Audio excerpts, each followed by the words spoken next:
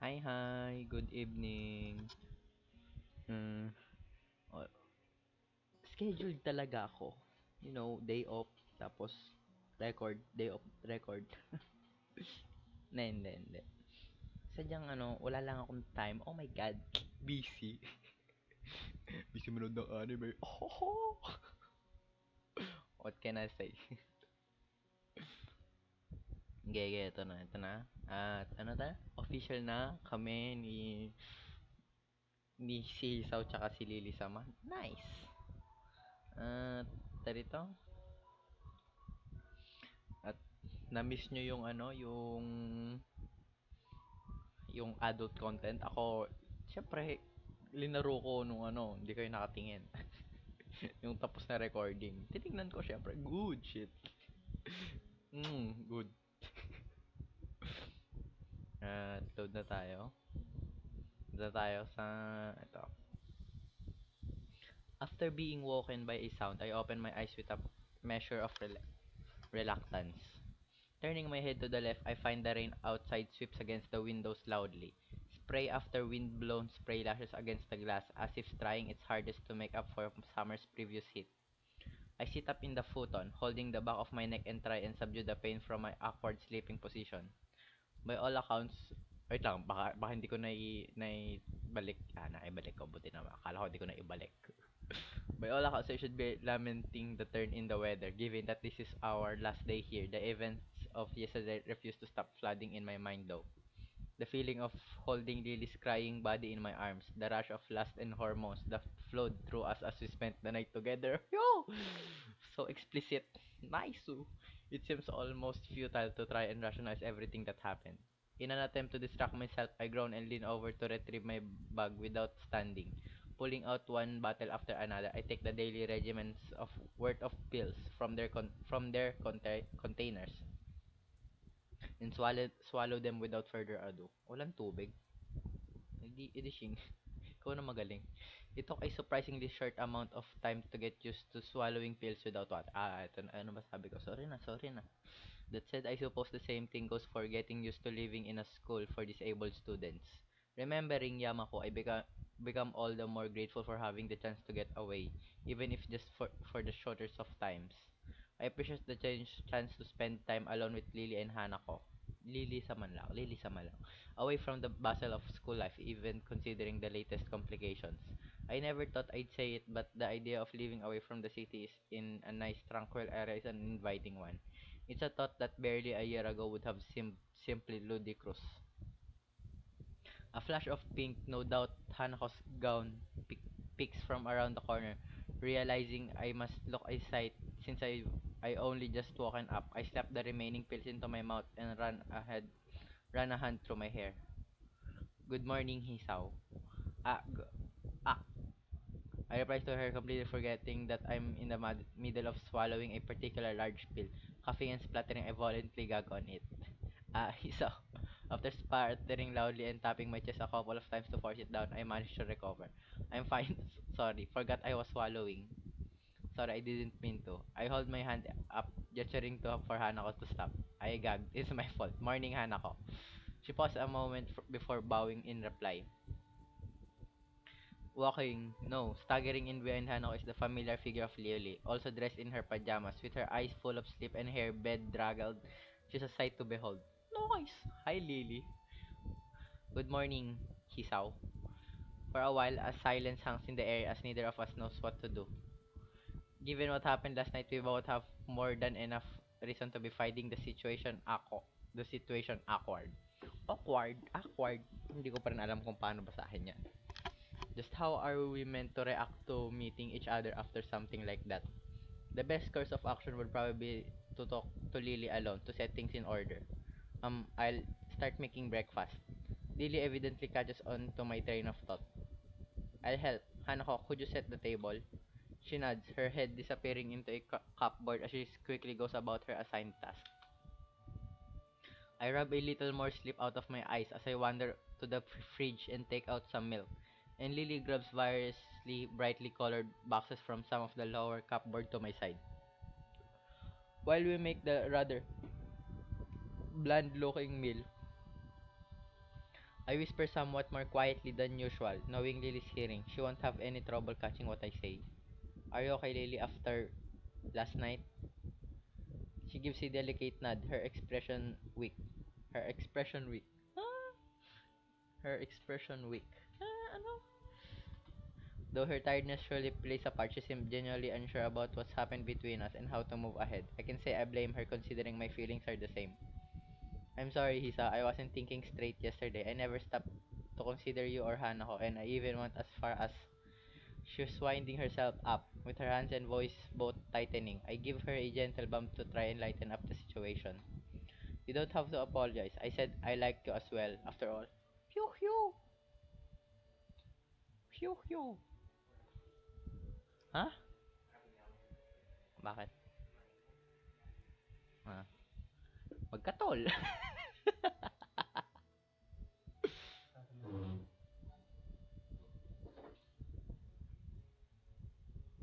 Nge, huy. Motherfucker. Sorry, ano. Dito. Sa kabilang kwarto matutulog yung kapatid ko. Malamok daw eh. But as her composure begins to falter, it becomes obvious there's no alternative. Turning to Lily, I gently embrace her tall frame. She offers no resistance at all, thankfully pulling back, just from the edge of her emotions. Despite our reassuring embrace, lasting only a matter of seconds, I notice Hanako wordlessly watching. The plate in her hand hovers inches above her action, halted midway by the side. The chatter of utensils against plates is the only sound to be heard as we silently eat. Whereas before only two of us may have been unsure of ourselves, the entire situation has changed.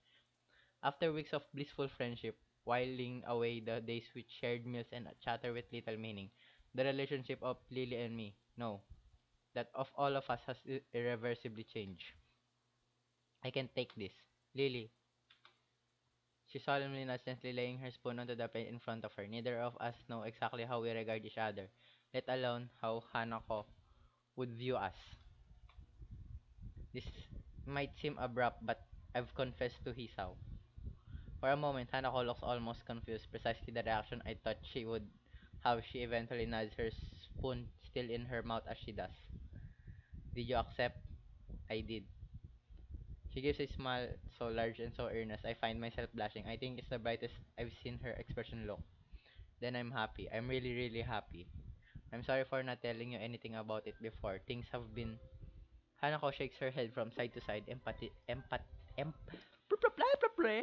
empathically, apparently forgetting in her rush that Lily couldn't possibly notice. She begins fiddling with her fingers, looking a little more nervous than she did before. To be honest, I began to think you might like each other a while ago. At first, I didn't really know what to think about it, but I decided in the end that if my friends are happy, then I'm happy. I was really glad to have another friend when we met Hisao, so you finding love through him is even better, right? Ah, no sense of jealousy. Nice. Sana all. Sana all. The feeling of relief at her acceptance of our relationship falls over me like a wave. The same happens to Lily, judging by her expression. Thank you, Hanako. I really appreciate you being so understanding. Lily's voice still sounds slightly apologetic, or at least unsure. This doesn't escape Hanako, who appears lost in thought for a few moments before turning to me. Hisao, do you mind if Lily and I go outside for a bit? Ah, no, feel free. Hanako,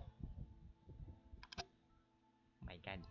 Hanako gets up from her seat, taking Lily's hand and almost dragging her from the table in her excitement. Considering Lily's typically slow and steady pace, Hanako's haste makes her footing awkward and she almost loses her balance a couple of times.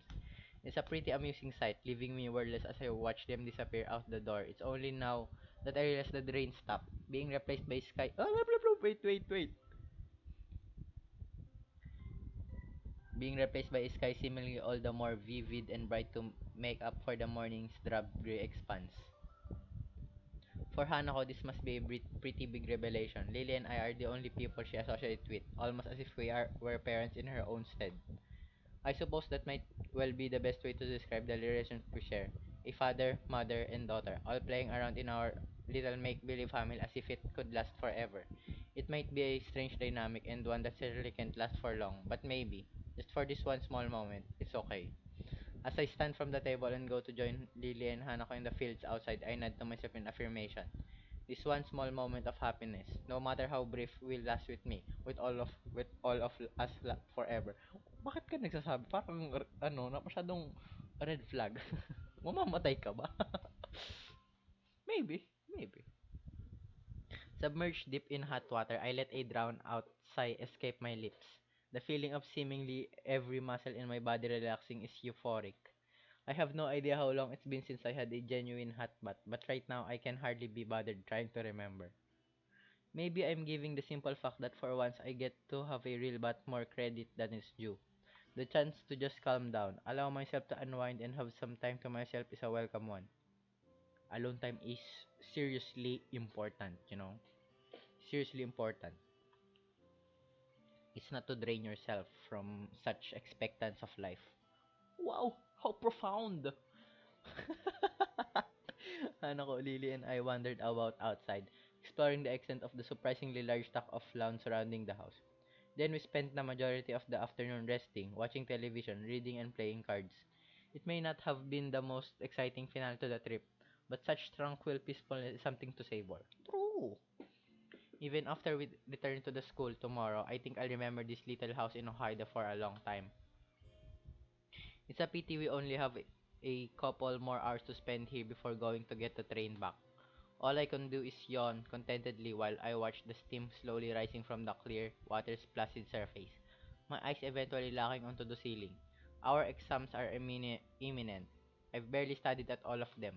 On top of that, I don't even know what I'll do after graduation. Passing exams is all well and good, but to what end? Also now, of all times, I'm getting into a relationship. What the hell am I doing? I guess I shouldn't think like that. What's done is done. Maybe this could be viewed as just another aspect of my new life that I'm working on. I enjoy being with Lily, and there's more life to life than school and a career after all. I don't know about that. As I busily attempt to rationalize all that's happened, I hear a series of raps on the door. I pick myself up and sit upright, trying to figure out the source. Three, no more and no less, light yet asserted intertapping, and time regularly enough to tune a metronome. I'd be extremely surprised if it wasn't Lily. May I come in? Oh, wait. Hoy, ha, hoy sa, ha, hoy, she, ho, hala, ha, sala, shala. Oh my god. Baka, oh my god, dude. May I come in? Yeah, it's Lily. I'm still in the bath. I'll be out in a sec. I know. The voice coming out from the other side of the door freezes me. After a second, thought I rest on the side of the bat and let my arms dangle over the side. Despite trying my best to play it off, I can't help letting my mind wander. Sure, come in. With that, she opens the door, slowly walking into the room and closing it behind her. She looks oddly calm, countering my racing heart. Hey Lily, do you mind if I take a bath? With you? Oh my god! Agad-agad. Oh my god. Parang kagabi lang, oh my god. Hindi yung kagabi na kagabi ko, yung kagabi ni Hisaw. Oh my god. I don't mind, go ahead. With a small nudge, she begins to lift her sweater off her shoulders, bathing her chest little by little. I could do that for you if you'd like. Refused. Why? That. Oh shit! Oh shit! Her face shows she's still not overly comfortable with letting me attend to her. I can say I blame her. She continues undressing, her skirt and her shirt and skirt falling to the floor and leaving her in her white lace bra and panties. Oh, ha! How explicit! Oh my god! Eventually, she stands here in the center of the room. Oh my god! Sarap! Shrimp! Oh my god! So good! Good sensory. Oh my god. How shrimp? Shrimp is good. Good shrimp. Anong nangyari? Bakit may ganon? After a chaotic dash to the station and finding ours in the otherwise deserted carriage. Parang may naskip ako. Meron ba ako naskip? Wala. Bakit? Bakit parang may na... Oo, kailangan ko talaga busuhin. Mamaya, sarili ko. Oh! After a chaotic dash to the station and finding ours in the otherwise deserted carriage, we promptly crashed. Looking at the time, close to midnight, it's little surprised that he'd take this particular train. Hanako is fast asleep on Lily's shoulder and I can only barely muster the energy to stay awake. The excitement we had a while ago probably didn't help. I'd probably be pretty depressed about going back to school if my brain was actually working. As it is though, the sight of the nighttime scenery scrolling by is surprisingly beautiful. My loud yawn is nearly wholly drowned out by the clacking of the train tracks and the old carriage rattling. So tired. And whose fault is that, he saw. She really does She really does toe the line between insulting and amusing sometimes, though I managed to wring out a weary smile. I looked both out the window mirror, just visible on the clear plain. Truth be told, she's perfectly correct. If it weren't for that little interlude, what was I say? A few hours ago, both of us would have a lot more energy. What was I say? Phew, phew. On top of that, we both had to take another bath, very nearly making us late for the train's departure. Yeah, it was mine. Still getting into a bath with a guy is a dangerous thing to do. Evidently. Sorry, I guess I kind of took advantage of the situation back there.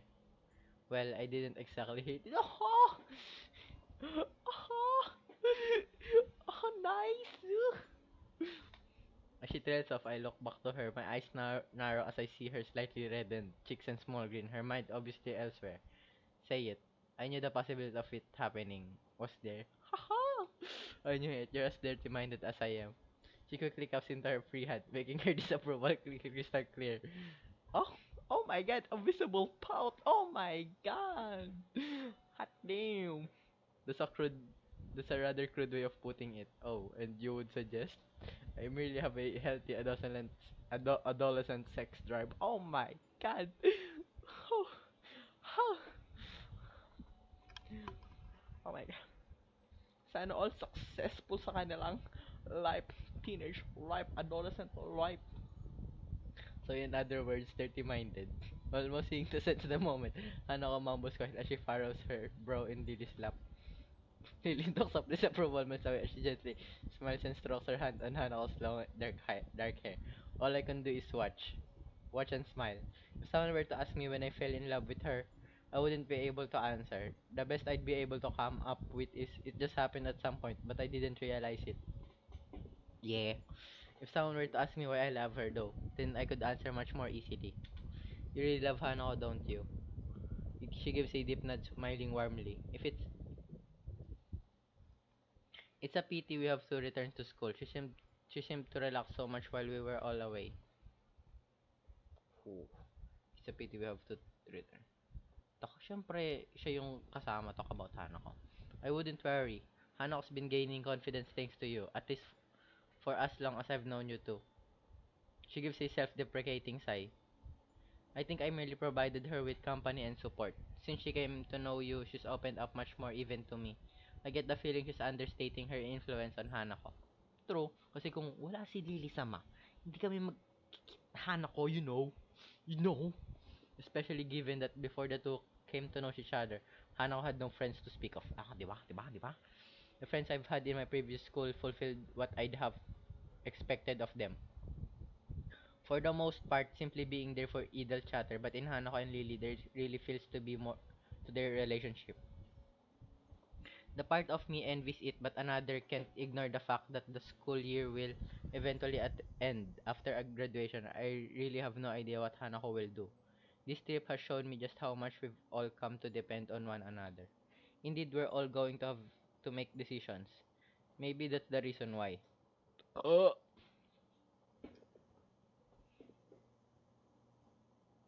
wait. Um, Maano lang ako, may umaano sa akin, may huwagang, ako din may arrhythmia na rin pala ako, oh my god.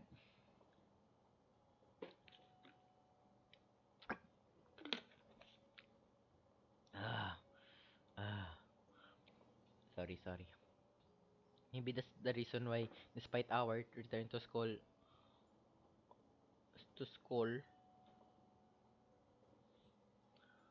maybe despite our return to school, also heralding a return for the normalcy of everyday life.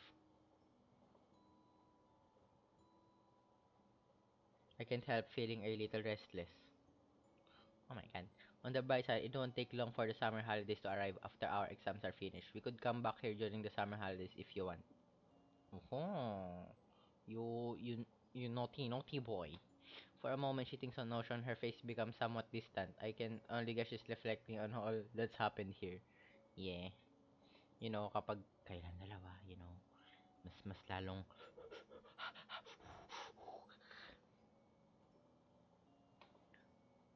that would be good, I think. I nod approvingly smiling at her.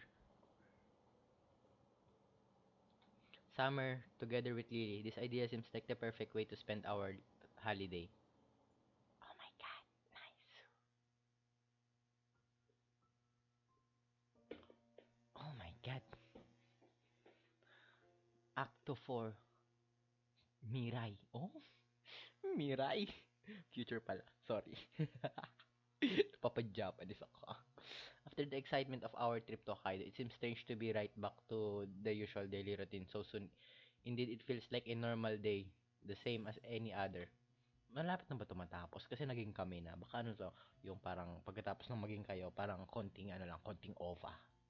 No? Baka end na to. Oh my God, end na pala. Natatapos ko ba to? Well, that's what I'd like to think anyway. To tell the truth, the atmosphere of the entire class, no, the entire school has changed. While an undercurrent of subdued trepidation had previously pervaded the class, now that the exam are in sight, it's boiled over into frantic studying rarely seen otherwise. One day until exam start is horrific. Really, that instead of studying, we went and wasted our time up north. We were such modest students too. Glancing around this class, even the bubbly, ever-energetic Misha seems oddly deflated. She sits at her desk, nervously chewing a pen while Muto lectures from the front of the class. Wait, on closer inspection, I do believe she's eating. Tearing my eyes from the sorry spectacle, I turn my attention elsewhere.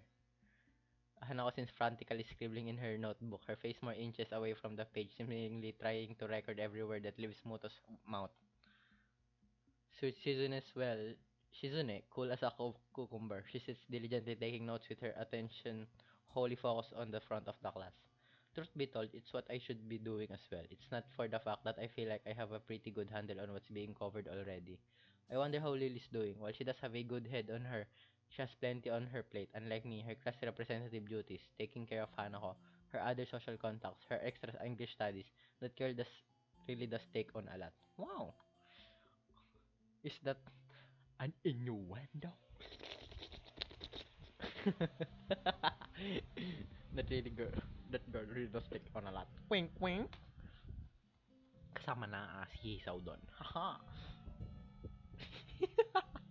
The lunchtime bells ring a sigh of relief from the entire class.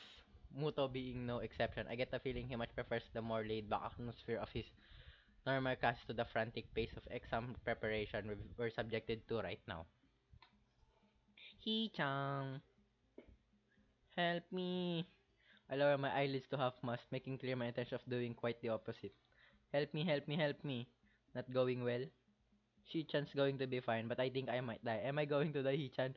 Will you let me die from all this work? How maudlin. Maudlin? Ayun. Given that she's neither the brightest student in the class nor the most real, it isn't a great surprise that she's finding it hard to cope with the workload. Sorry, Misha, but I've got my own work to do. I thought you and Shizune would be studying together over the long weekend anyway. Studying's too boring to waste a holiday on, Hichan. Shopping together was much more fun, wasn't it, Shitan? It's only now that I realize Shizune has been looking over to us and that Misha's arm has been moving likely all this time. I must be really zoned out to not have noticed. What is with girls and shopping anyway? Even Lily and Hanako dragged me out with them a couple of times. But you went anyway. So rare to see a guy that it's so rare to see a guy that likes going shopping. Well, my role would be best described as pack mule. I can say I share your enthusiasm about the experience. Back to the exam. You studied after you got back from days off, didn't you, Shizune? That. Of course, Shi-chan. It's only sensible to study in the days before. Misha makes it sound vaguely similar to a dying cow. She realizes her folly and unceremoniously flaps onto her desk, betrayed even by her best friend. Journaling from, she's just quite frustrated look at Misha. She probably told her to study as she did. Don't worry, you can still gain some grades if you start studying now. Maybe. Hindi ka sigurado. Misha does not seem overly amused. It seems the public balloon of everlasting cheerfulness has been cruelly popped. Tat tat tat tat. Shizune's signing goes unnoticed by the moping Misha, earning her a quick poke in the shoulder. It takes barely a moment for Misha to get back into form. Oh, so what did you do over the weekend, Hichan? Just took a trip up north with Lily and Hanako. It was pretty nice. I see both of them narrowing their eyes at me. They're mindfully in the gutter. The fact that their suspicions are founded make the situation all the more awkward. We just studied and went sightseeing. There's nothing more to it. Hmm? Hmm? Yo? Ha yo. Oh yo. After such a flagrant lie, I thought it may not have been the best step, considering Shizune's connection and her total lack of restraint when it comes to questioning someone she suspects of telling untruths. I really have no idea of how she's going to take it, but she'll find out eventually anyway. It isn't as if it's really her business whom I date in any case. And yes, Lily and I are going out now. Oh, what a declaration, motherfucker!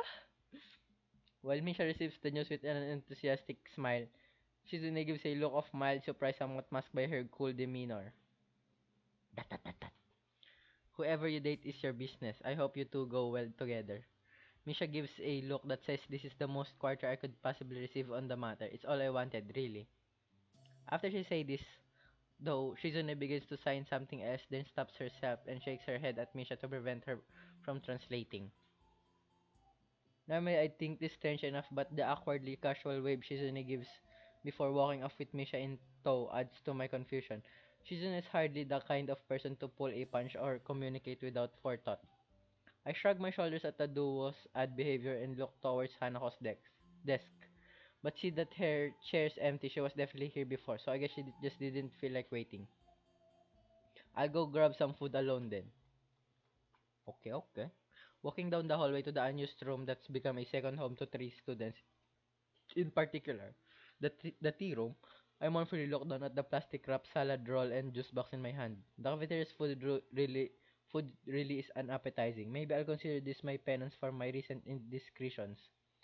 Opening the door, I noticed one less quiet figure than I'd expected. It's strange. Despite having known Lily for months, I can't help thinking back to the very first time I opened this door and saw her silently sitting in the sunlight. Just as she did then, she slowly opened her eyes, unmoving as they are, and calmly addresses me. Good morning, Hisaw. It's afternoon, I think. Has Hanako been around? She skittered out of class without me even noticing. Lily cradles her cheek thoughtfully as I take a seat, my bag taking its place against the closest leg of the table, and my unsatisfying meal neatly set out in front of me. She did appear for a time. She said she had studied for the upcoming exams and left for the library. We find ourselves not entirely believing her words. Well, at least her attentions are in the right place. She's sweet, but go she needn't go this far so to let us have our space. I might talk to her about it sometime. Probably for the best. How sweet Hanako. For a while we quietly eat our meals, Lily elegantly nibbling on her sandwich and sipping her tea as I eat with what tastes like a garden sandwich in dry dough. The atmosphere feels like slightly strained, neither of us knowing quite what to say to each other now that our small talk has dried up. Eventually, we both finish our food with no conversation forthcoming for quite some time. Eventually, though, Lily's soft voice breaks the silence. A lot happened back there, didn't it? Hmm. Again, silence. With both our minds on the same topic, though I think I have my feelings on that sorted out. I know everything happened in kind of a hurry, but I don't regret anything that happened in Hokkaido. Not one thing. Hisaw. Silently tense, I take her hands in mine. Have to feel her, have to settle my own nerves. I stand by my words back there, Lily. I love you and I won't leave you. Whew! Ha! And I only wish for you to think the same. She silently reflects for a long time, which feels like an eternity. Her reverie, nice. Shout out to my friend, Reverie. Username sa Discord. Basta, Reverie pangalan niya. Rev for short. Good guy. Comes to an end as she takes one hand from mine, placing it over them as she leans her body forwards and stands out of her chair. After a moment's hesitation, her face slightly pensive, her lips meet mine for a brief moment. Whew, whew. Kissing on the school. Oh my gosh.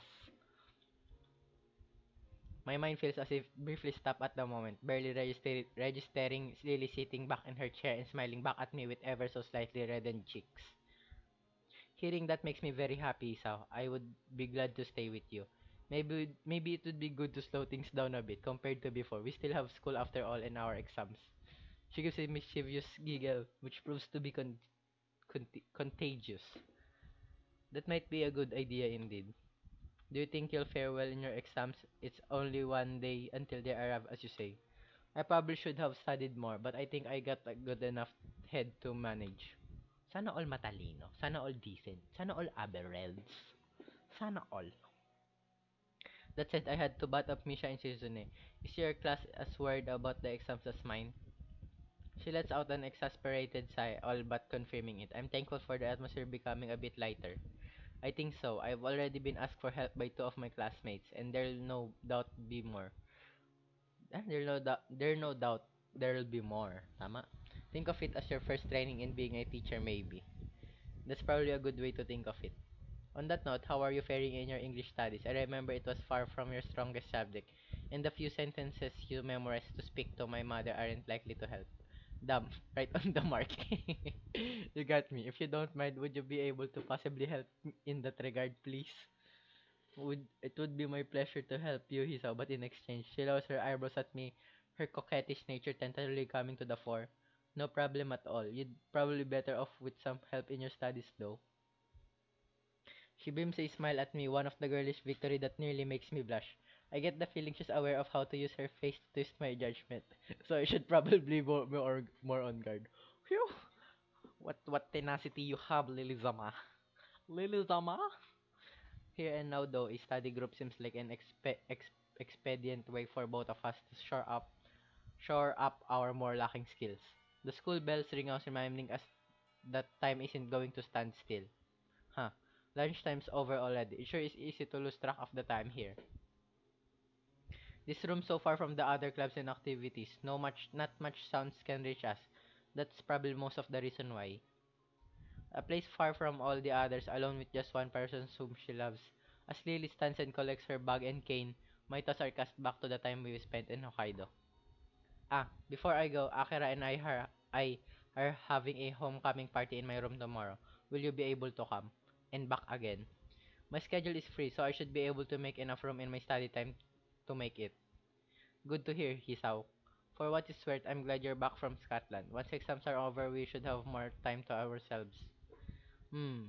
Holidays start soon after too. We can start the holidays with Tanabata, then just as we promised at the school festival. She brings her hand to her cheek and laughs slightly nervously, recalling the event as I silently take myself for managing to remember. It seems odd to see her react in such a way, though it's not like I never saw her embarrassed before. I'd better be going. Farewell, Hisaw. Bye. Dapat kasi see you later. I don't really like farewell, you know. So, see you later. Can we see each other in another, um, in another time we will meet, parang ganun. Parang kasing ayoko nung farewell, mga ganun. Ayoko nung mga bye-bye. Whether it's out of habit or just kaya, pero yung aking Johnny Bidey. Or just a stubborn desire for one small fragment of normality. I hold my hand up in farewell just as I always do. At least I'm consciously aware that I'm doing it now. I think I'm beginning to see a bigger picture than I ever have before, not only with Lily but also my life ahead. The chains of my past are finally breaking. Are we really breaking? Is the past is really going away now? You're a rock star. You know.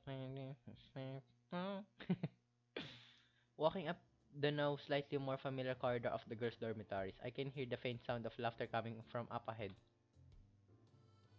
It doesn't take long to identify the source as Lily's room, though the deep timbre of the female voice unmistakable belongs not to her but to her sister. I wrap my na... I wrap... hindi ba W dapat yung W? Wrap my knuckles on the door with the usual 3 light taps. Uh, my hand barely retreating as the door swings open. Hey, Hisaw. Hey. Hello, Lily. Hanako. Hanako looks up tentatively, her hands buried in her oversized pink nightgown from her side. Lily turns sideways towards the direction of my voice and smiles. It would be flagrant lie to say I dislike the sight of her in those pajamas. Phew! Naalala mo yung mga nasa Hokkaido, di ba yan din yung kanyang suot? Oh my God! I catch Akira giving me a sidelong look with a knowing grin, to which I reply with a sharp glare. She takes the hit, shrugs, and walks back to the low table in the center of the room as I go to join her. Lily gives me a nod of greeting and starts pouring me a cup of tea. It's nice to see you again, Hanako. You've been getting around recently. Lily wears a look of concentration as the light brown liquid, carefully measured by her finger as always, flows from the teapot into the cup. It seems Hanako has been taken up helping one of the people in your class with the newspaper club. Naomi, I think.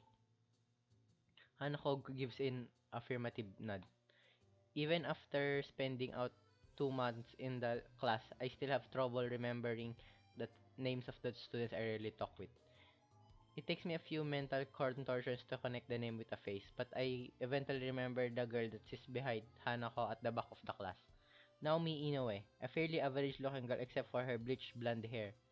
Given her upbeat and straightforwardly personality, Naomi may have seen an opening to poach Hanako for her club when she inquired about joining one. Either way, it's nice to see Hanako broadening her horizon.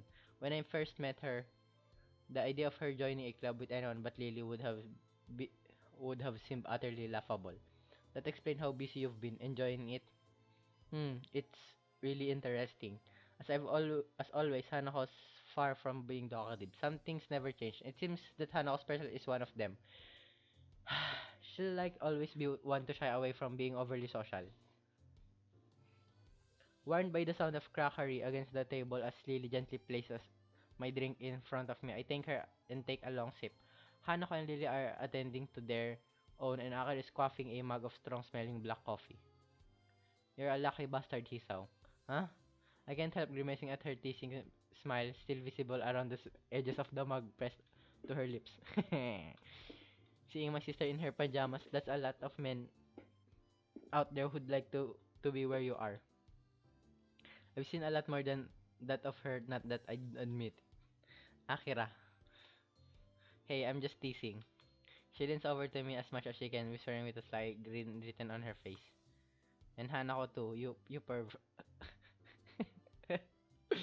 Hey, it was her idea. We both look over to her. Her face turned to the ground and her hands fidgeting in the lap of her nightgown. If it's Hisa, I don't mind. And this could be bad. I know Anako altogether too innocent to bother reading too much into such a thing. But the expression directs at me is positively stormy. Akira, please. It seems Lily can sense Akira's sudden change in aura just as well as even without seeing it for herself. Akira slowly looks away from me like an attacked dog leashed by its owner in the nick of time. I breathe a sigh of relief. I can think of a more appropriate time to try and change topics than around now. If you don't mind me asking, Akira, what do you do for a living? I never seen you out of that suit. Think about what to do with yourself after school's over, eh? I'm a lawyer. For the most part, I work in the legal department of the Japanese branch of our family's company. The most boring possible answer, I suppose, lost a pretty dry topic to most people. Kinda. Oh, you're not supposed to agree. Lily gives an amused giggle while holding her teacup and saucer, Hanako quickly joining her. This friendly atmosphere between everyone is something I'd missed while Lily and Akira were on their trip, while dealings I had with Hanako didn't help. I think just not having Lily around changed the mood. It's nice to be back. I miss you, Hisa, and you too, Hanako. Same goes for the both of us. I'm guessing your cousins were happy to see you back. In a manner of speaking, yes. Akira's amused snort shows she's well aware of Lily's attitude towards such figures of speech. I imagine she'd have to be given how long they've been together. Did you have fun in Scotland? For a moment, I wonder why she's asking. It have been quite a while since they came back, but then I remember everything that happened. We've simply not had time to look back with what with the exams and our Hokkaido trip. Oo nga, pinag-isipan ko kung kailan yung tatanungin ko anong nangyari sa Scotland niyan, di ba? Lily's face goes distant for a moment, and the fact that Akira's first reaction is to look over to her sister doesn't escape me. Nonetheless, she quickly collects herself. It was nice. We hadn't met our family in such a long time, so it was a wonderful reunion. Yeah, I guess that's right. Their house being betrayed was the best part though. From her dismissive tone, I get the feeling Akira doesn't like their family as much as Lily does. You only like that because you finally had time to play around. Just cause I'm the better swimmer. I don't take after the athletic side of the family, that's all. Well, you can take heart in the fact that you got the height genes at least. At and the bust genes. That's not really the right kind of thing to say around others. Though Lily pretends to scold Akira, she does so with an unmistakably slightly cheeky grin on her face. Oh, how cheeky of you. Lily-sama, so glad. The sister antics aside, their parents really do lead a bourgeois, bourgeois, bourgeois lifestyle. Di ko alam kung paano basahin yun, sorry. It seems utterly divorced from the life that Lily and Akira have lived until now. I suppose practicality must have made the decision for them.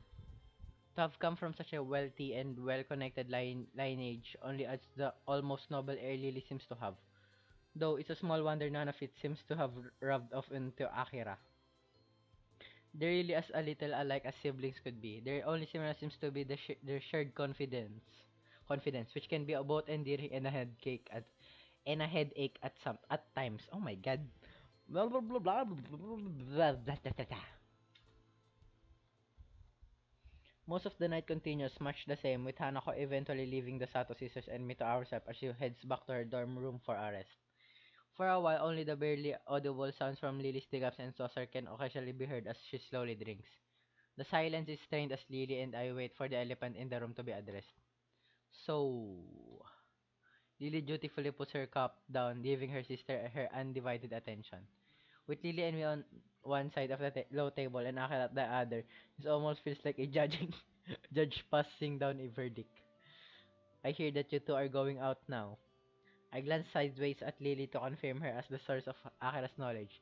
She gives a gentle nod to Akira, which I mirror in affirmation, deciding that this is the proper time and place to do so, and Akira being the closest figure to a parent Lily's had for much of her life. I bow deeply with my hands on the floor before me and have my head very nearly the same. I'll take good care of your sister, Akira. I promise you. See, he's a lovely young gentleman.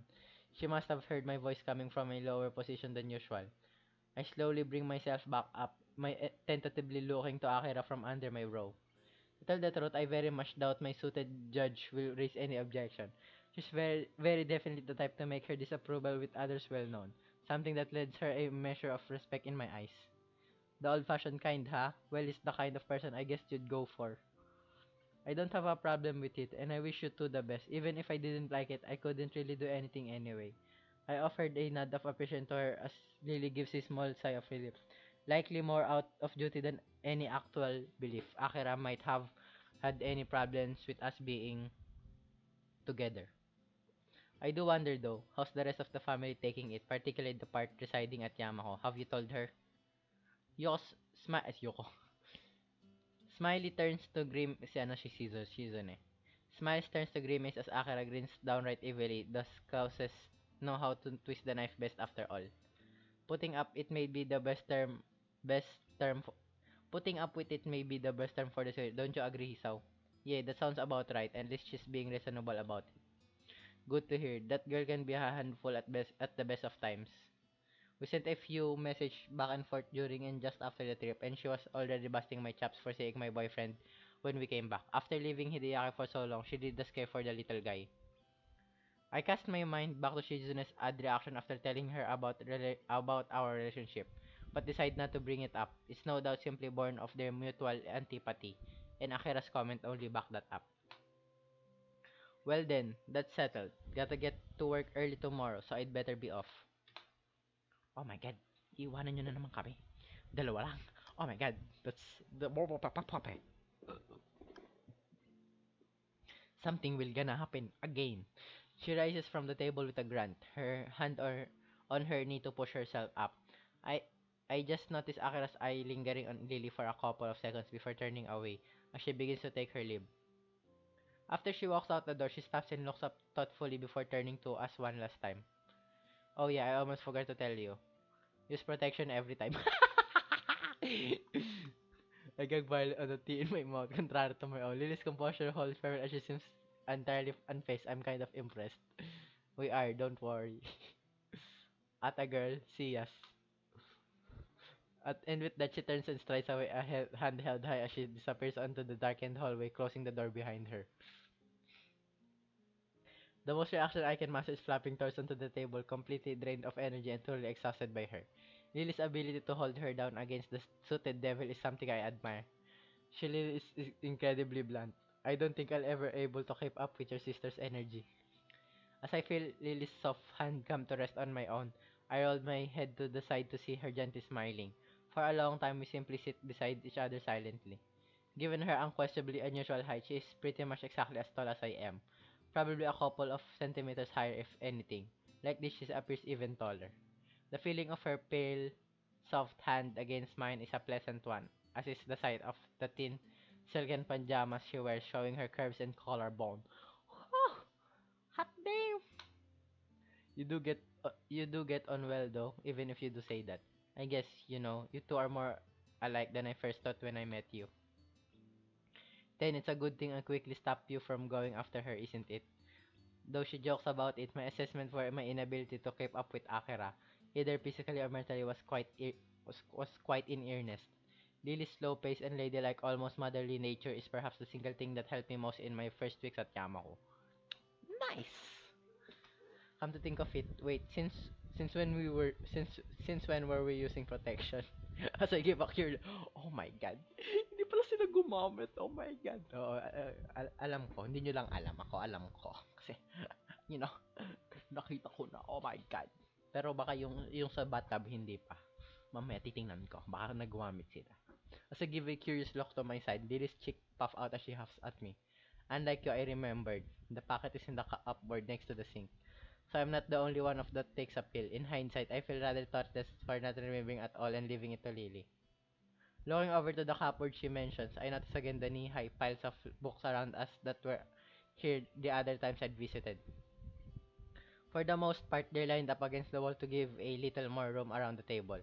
Why don't you get a bookshelf for your books? It's odd to see books just piled around, especially given that your room looks so neatly and orderly otherwise. They're easier to find this way. I know exactly which pile each book is in. Wouldn't you still know after putting each set on a different shelf? That may be, but she's not immune to bouts of laziness after all. You have so many of them. It's kind of a shame we can share our book sets despite both of us reading so much. She gives a short giggle. Come to think of it, why do you order your books through Yuko? I imagine there'd be plenty of sites that you could order books in Braille from, especially in English Braille. There are a lot of text-to-speech programs too. She turns her head slightly away from me, which strikes me as somewhat surprising. I'm just not all that good with computers. I'm alright with typewriters and braillers, but that's about it. Her tone almost makes me chuckle. She's a prideful person, so admitting something like that must be difficult. So Lily is the low-tech kind of person. Given her old-fashioned personality, it's not really a stunning surprise. Phew, with that Ojo-sama set talaga. I wouldn't worry about it. A lot of people aren't really that good with them, so it's not that unusual. That's unusual. Now she's even more depressed. It feels like I'm twisting the knife rather than healing her wounds. With a bit of screaming, I shuffle my way close to her, tentatively putting one hand around her waist to hug her. I'm still not really used to this kind of physical affection, but Lily seems to like it. Okay, okay. Pwede ba yan? Pwede ka, kiss, kiss, kiss, kiss. Pwede naman yung kiss, diba? Lily smiles as she turns to face at me, a kiss being the reward for giving in to her. She draws me in, brushing my upper lip with hers before pressing against both. This way, every one of my senses is filled with her. The barely perceptible scent of her hair, her taste has her tongue fleeting touches mine, the tenderness of her lips, the image of her filling my mind, the total silence of apart from her faint breath. We may have kissed before, but even if this is more of a kiss of simple affection than anything, it's still a new pleasant sensation. Whasa! How so explicit, motherfucker. Judging from her vivid blush as she pulls back, it's obvious she feels the same as I do. Even if we're entirely alone, it still feels a little embarrassing to open up to each other this much. If we take everything day by day, I think that would be for the best. Small steps, right? Yeah, just small steps. We have plenty of time to be together, even after the school year is over. As long as we move together, I think everything will work out okay. Neither of us is going anywhere soon after all. For now, I'm just thankful for this small moment in time we can spend together. Phew! And then they fucked. They fucked. Na naman. Lost and lost. Nice. I stand unmoving in front of the door to the nurse office for what feels like at least a dozen minutes or so. It's not I never attended a small beige room before, nor is it because of any feeling of childlike anxiety over the visit. Maybe it's because the nurse office is akin to a confessional, an admission that my body is flawed. The knowledge that such a fact is kept entirely confidential between the nurse and me hardly lessens the feeling. Remembering that the bell to signal the end of flash will sound soon, I give a sigh and open the door. The burden will stay with me just this while longer. Well now, if it isn't Nakai, good to see you. Or bad, I guess considering that I'm a nurse. He gives a small laugh, amused at his little joke. I find his humor lacking and somewhat off, but the fact that he can make light of such a situation is perhaps comforting or at least distracting. His brief episode of entertainment over, he claps his hands together and yun, gets down to business. I take a seat as he gestures for me to do so. I wish the classroom had seats this comfortable. I can feel my mind wandering as my eyes quickly scan the room, distracted by all the small changes since I last came. Alrighty, so what brings you here? I haven't seen you often, so I assume your health's been good so far. Well, mostly. I see. He smiled up as I trailed off. I still feel guilty about it. It's these moments where I can rationally call myself normal that make me so reluctant to see the nurse. They're an admission that I'm different from everyone else. While I was on a trip during the long weekend, I had a few problems with my heart. He was very seriously and as he does so, urging me to go on. I think it was it was as I was I think it was as I was walking a fairly long distance. I think the right term for it is a heart flutter. I suddenly went weak at the knees and felt almost like I was having a small heart attack, but it passed in about half a minute. Even afterward though, I feel pretty fatigued and nauseous. Not good. Not good at all. That was how many days ago exactly? Did you do anything unusual aside from exerting yourself before the episode? We're taking your medication properly. The nurse switches from awkward jokester to serious health professional mode, rattling off question, making notes, and calling up stuff on his computer. I tell him about forgetting to take my pills that morning and the preceding evening. It was a stupid thing to do, but I can change anything about it now, except answer honestly and bite the bullet. His seriousness evolves into a frown, and the talk evolves into an instant checkup. I finish buttoning up my shirt and again get motioned to take a seat in front of the nurse. Is this the first heart plan you have since coming to Yamako? I've had short pains in my chest before, just a couple, but they were more discomfort than anything like this. He leans back in his chair, briefly resembling a white-coated poirot as he mulls over the mysterious case of the heart flutter. Moving his lip from side to side to show his thinking, his non-existent mustache his non-existent mustache wiggling, he eventually comes to a conclusion. Well, you survived it. That's always on the plus side. I blink at this one, then notice the nurse wearing his got you face.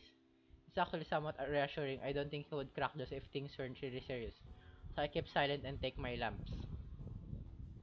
I'll have a talk with your doctor, but right now I suspect it's simply due to physical exertion.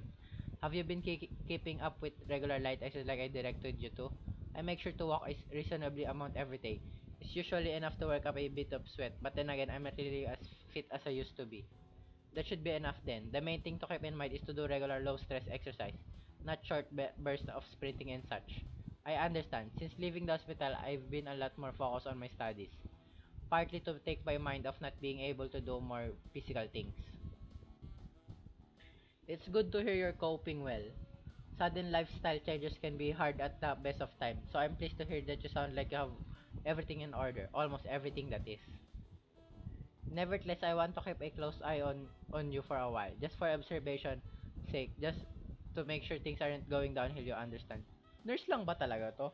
Kahit pa paano yung teacher natin may pangalan, Muto.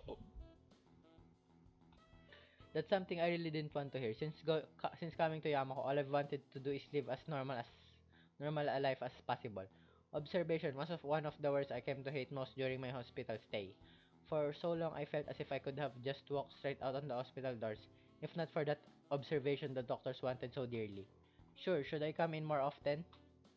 Checks the calendars next to his computer, which seems to inflict on him a nasty case of furrowed brow.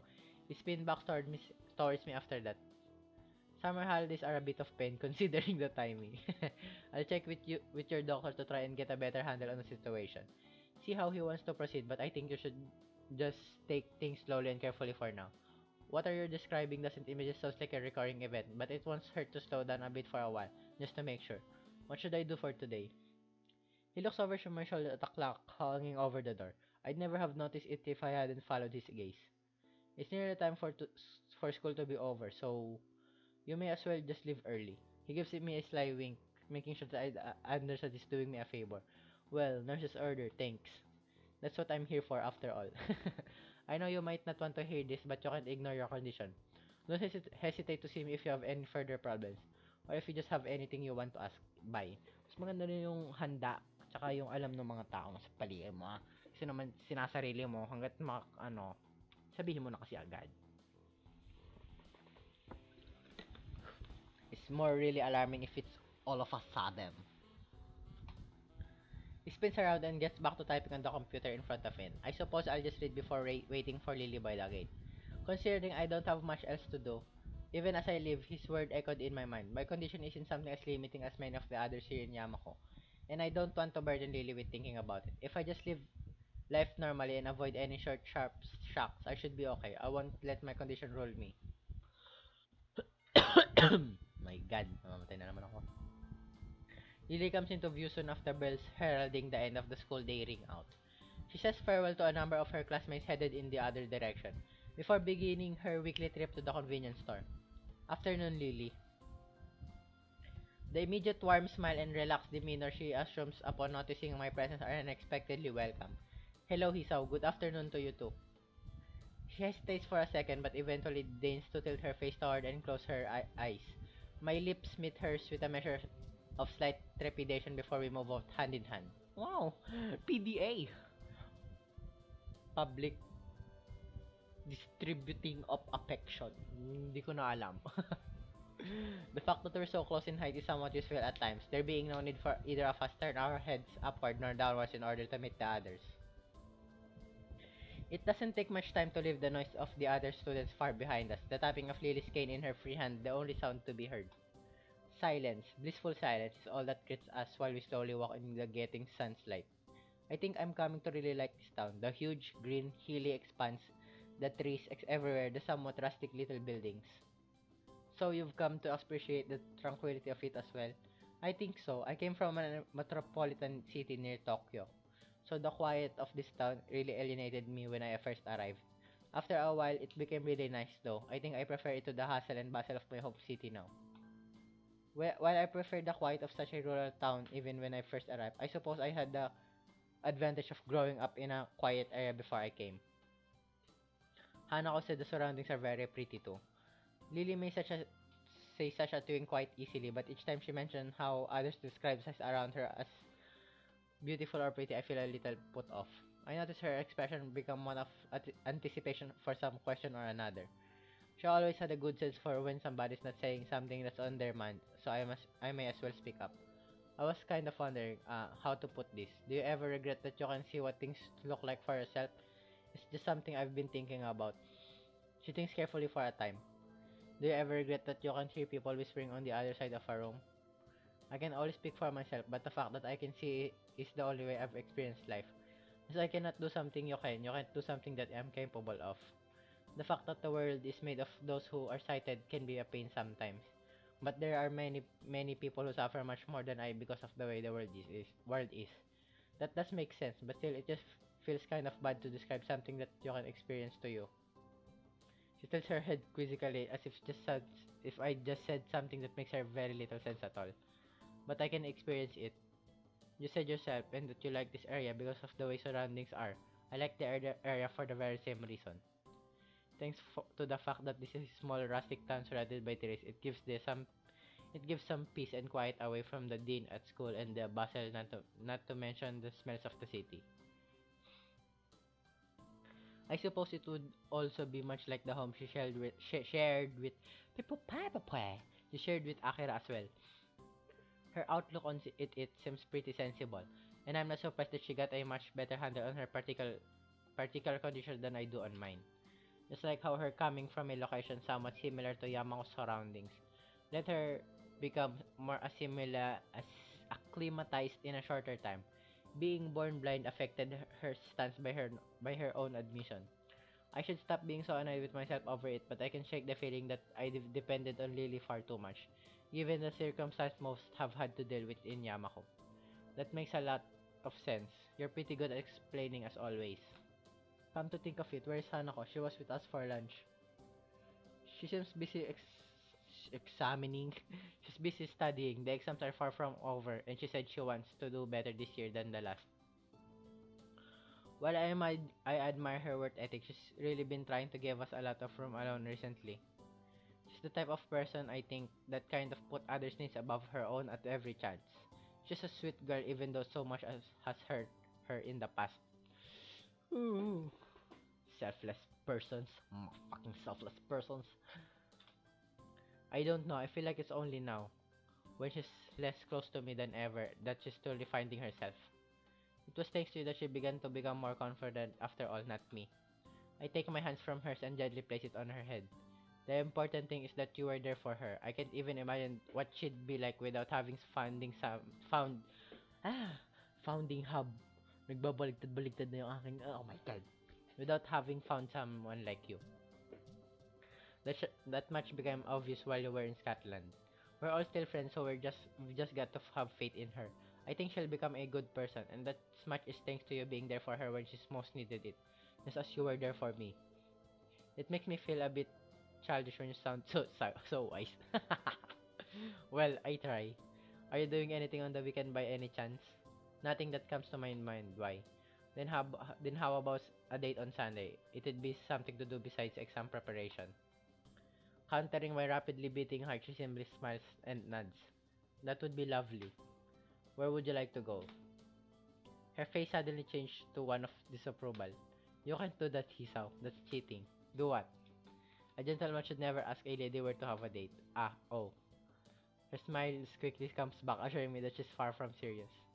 Don't worry about it. I'll think about where we could go. I'll leave it to you, then I promise to decide on the next date though.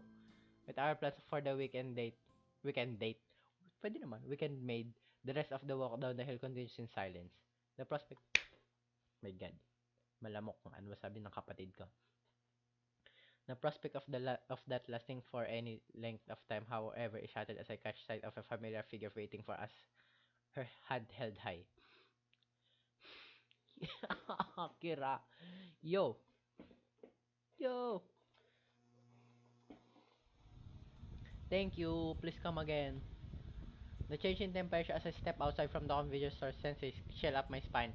It feels like the summer starting to wind down. Wind down. Wind down? Wind down. Wind, wine. Ewan ko, baka wine. Looking to my side, English is difficult, you know. Looking to my side, the same feeling seems to affect Lily as well. Though, unlike me, she doesn't manage to hide the fact. Something I didn't realize at first was how physically delicate she is, even compared to the likes of Hanako. If I had to describe her, I'd have to say that she reminds me of a China doll. Oh my god. Akira walks up behind us and gives a couple of hard pats on her shoulder, much to Lily's consternation. For a moment, she looks as envious of my sus as an only child, as I am of their close relationship. They talk between themselves for a few moments as I sort out my bags. Their voice is too low for me to catch, but eventually they break off and we begin the walk back to school.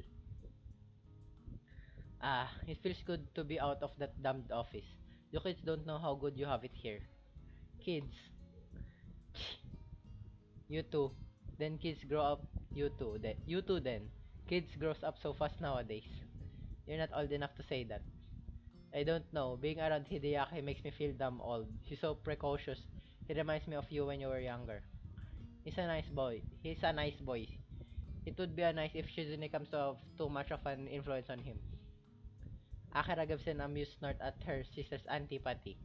She really doesn't seem to regard it as anything to make a serious fuss about, treating it more like a childhood spot.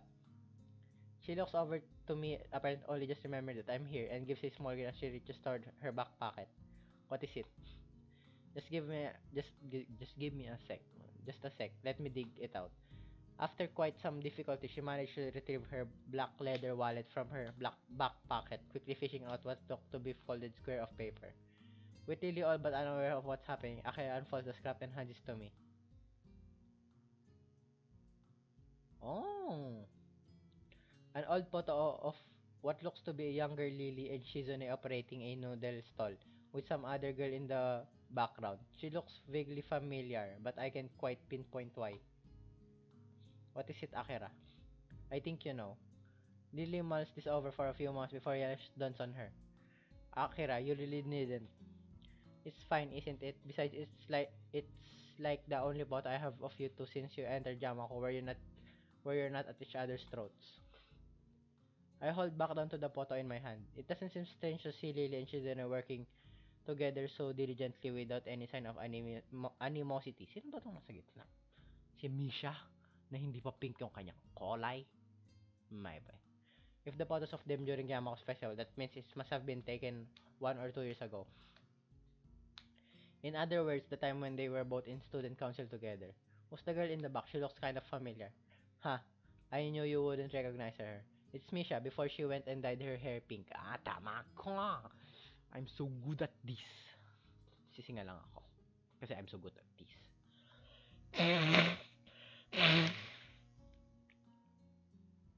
Sorry. Sorry pneumonia ako eh. Anemic pa. That's Misha? No way. It feels extremely strange to see Misha without her so very distinctively hairstyle. Judging from Akira's tone, she doesn't take favorably of to Misha's idea of fashion. I suppose that the fact just accentuates how odd the situation looks. To think they were so friendly in the past, I wish I could do something to mend their relationship. You're being very quiet, Hisao. It just feels kind of strange to see you all so friendly like this. Lily moves to say something but stops herself. In the end, this isn't a matter for me. It's between Shizune and Lily and nobody else. Things change, unfortunately. I hand the photo back to Akira who sighs as she folds it up and slides it back into her wallet. A little memory quietly hidden away to be pulled out again sometime later. Yeah, that they do. Initially, I think Akira's reaction to be simply a response to the situation between Lily and Shizune, but she looks oddly glum compared to what I'd exactly expect. Lily's expression has clouded as well. What's wrong? It's just that I'll be going to Scotland fairly soon. You're leaving for Scotland again? For a long moment, Akira looks surprised. It's an ill-fitting expression for her. After a glance at Lily, she turns back to me as if she'd never done so. Yeah, in a couple weeks, I'll be leaving for Inverness to work at the company's headquarters. It's a pretty jump in corporate position, and it's not a chance that's going to come again. So Akira's going to leave Japan and on what seems to be a permanent basis. I can't help feeling that my assumption that we could all happily while away our days, having fun in this isolated little world, is coming to an end. It's unsettling. I look at Lily, mildly surprised that she hasn't told me such a thing despite usually being so forthcoming. She continues to walk with her face fixedly point ahead. I can't read her expression, nor can I even guess what's on her mind, which is discomforting given how it's usually easy for me to do both. It's remind me of the time when we met at Shanghai, just before what could be called our first date. At that time, all I could do was comfort her without knowing the cause, and now feels no different. As we finally reach the school dormitory once again, there's a somewhat awkward silence. I don't think I'm the only one who feels it. See you tomorrow then, Lily. Bye, Akira. Good night, Hisao. See ya. And with that, they walk to the female dormitories. Opening the door to the male dormitories, I stop and look back at them just moments before their figures disappeared behind the heavy wooden door. That was a strange moment when Akira said she was leaving. Well, that wasn't the first time when my thoughts regarding my new life had been called into question. It's perhaps the time to do it quite so profoundly. I still don't know what to make of Akira's reaction, much less of Lily's. The night chills reminds me to get back to my room before I catch something. My bag's pulling down on my arms with seemingly redoubled weight. If nothing else, I have a date with her set up for the weekend. I just need to stop overthinking stuff and get on with things as they are. The exams are still ongoing after all, and with the trimester end and the summer holidays beginning soon, there'll be plenty to keep me busy for a while. As I give a yawn and retreat inside, my thoughts turn to what Lily will decide to set as the location of our weekend rendezvous. Rendezvous! Rendezvous. Pero alam ko yan. Rendezvous talaga yan. Dinuloko ko lang kayo.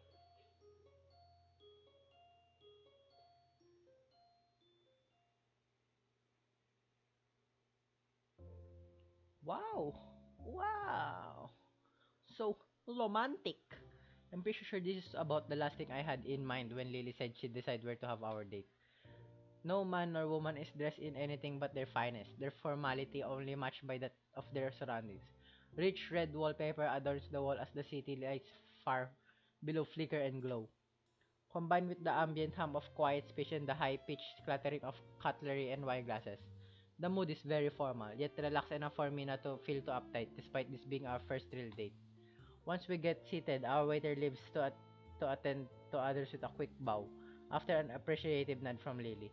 Far from depending on my help, Lily's managed to navigate herself around surprisingly easily so far, despite the unfamiliar environment. A light brush here and there, and she's generally quite deft at orienting herself as needed.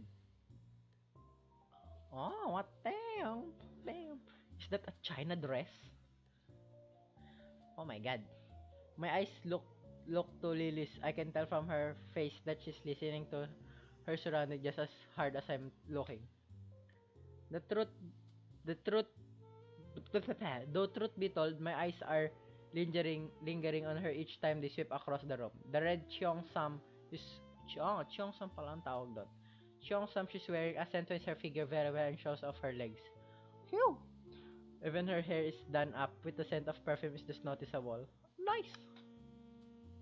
While my black suit may be a rental, I might select an appropriate one. It feels like surprisingly comfortable considering I've so rarely worn one and fits the settling just as well as Lily's attire. I guess this is a new experience for both of us then. She turned somewhat sheepish. I never come to a place such as this before. No. One hell of a first day, that's for sure. It's going to be pretty hard for me to top this. A small giggle, even now our nervousness is dissipating. Her hand skates along the center of the table until it touches the menu, which she takes in both hands and brings to her face. Hisaw. As she lowers the beige laminated sheets just below her eyes, I can see another sheepish look. I doubt ask the waiter for a menu in Braille would be protective. I can read it out for you, no problem. I take mine and give it a quick read, my small grin faltering. Perhaps there is. What's wrong? There are quite few items on here and I'm not completely sure how to pronounce a couple of them. One fine cuisine after another is listed, most maybe in Japanese, but a few more in English and French. I guess it's to be expected, but I have no idea what's in some of these. Oh, this one I recognize. Wait, hang on. You can cook that? A smell of a smell of Google. Come on! I'm stuttering. I'm dyslec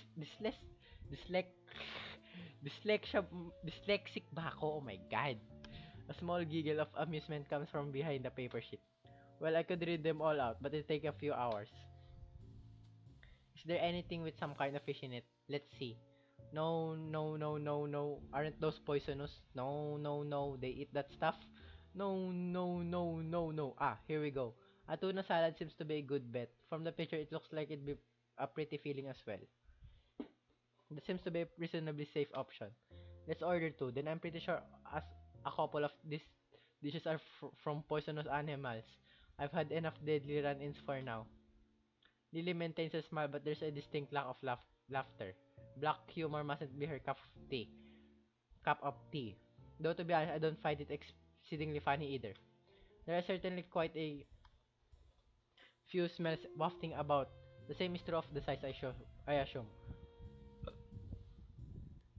I never been anywhere quite like this. A fancy Japanese tea house on an occasion or two, but never anything this lavish nor European in styling. Before another word can be said, a portly waiter in a distressingly tight vest appears at our table to take our orders. Provincial tuna salad de coins, please, two. I hope I didn't mess up the pronunciation of the too badly. Even if I did, he doesn't show it. And may I have a glass of Chardonnay, please, Hisaw? Oh, the same. As the waiter nods and leaves, I suddenly realize what I said by absent-mindedly mimicking Lily's answer. I regret it pretty quickly. Alcohol. Only a bit. Yes, you're so hot on those dress, Lily-sama. Can we see your legs? That the slit on the side. Oh my God, nice.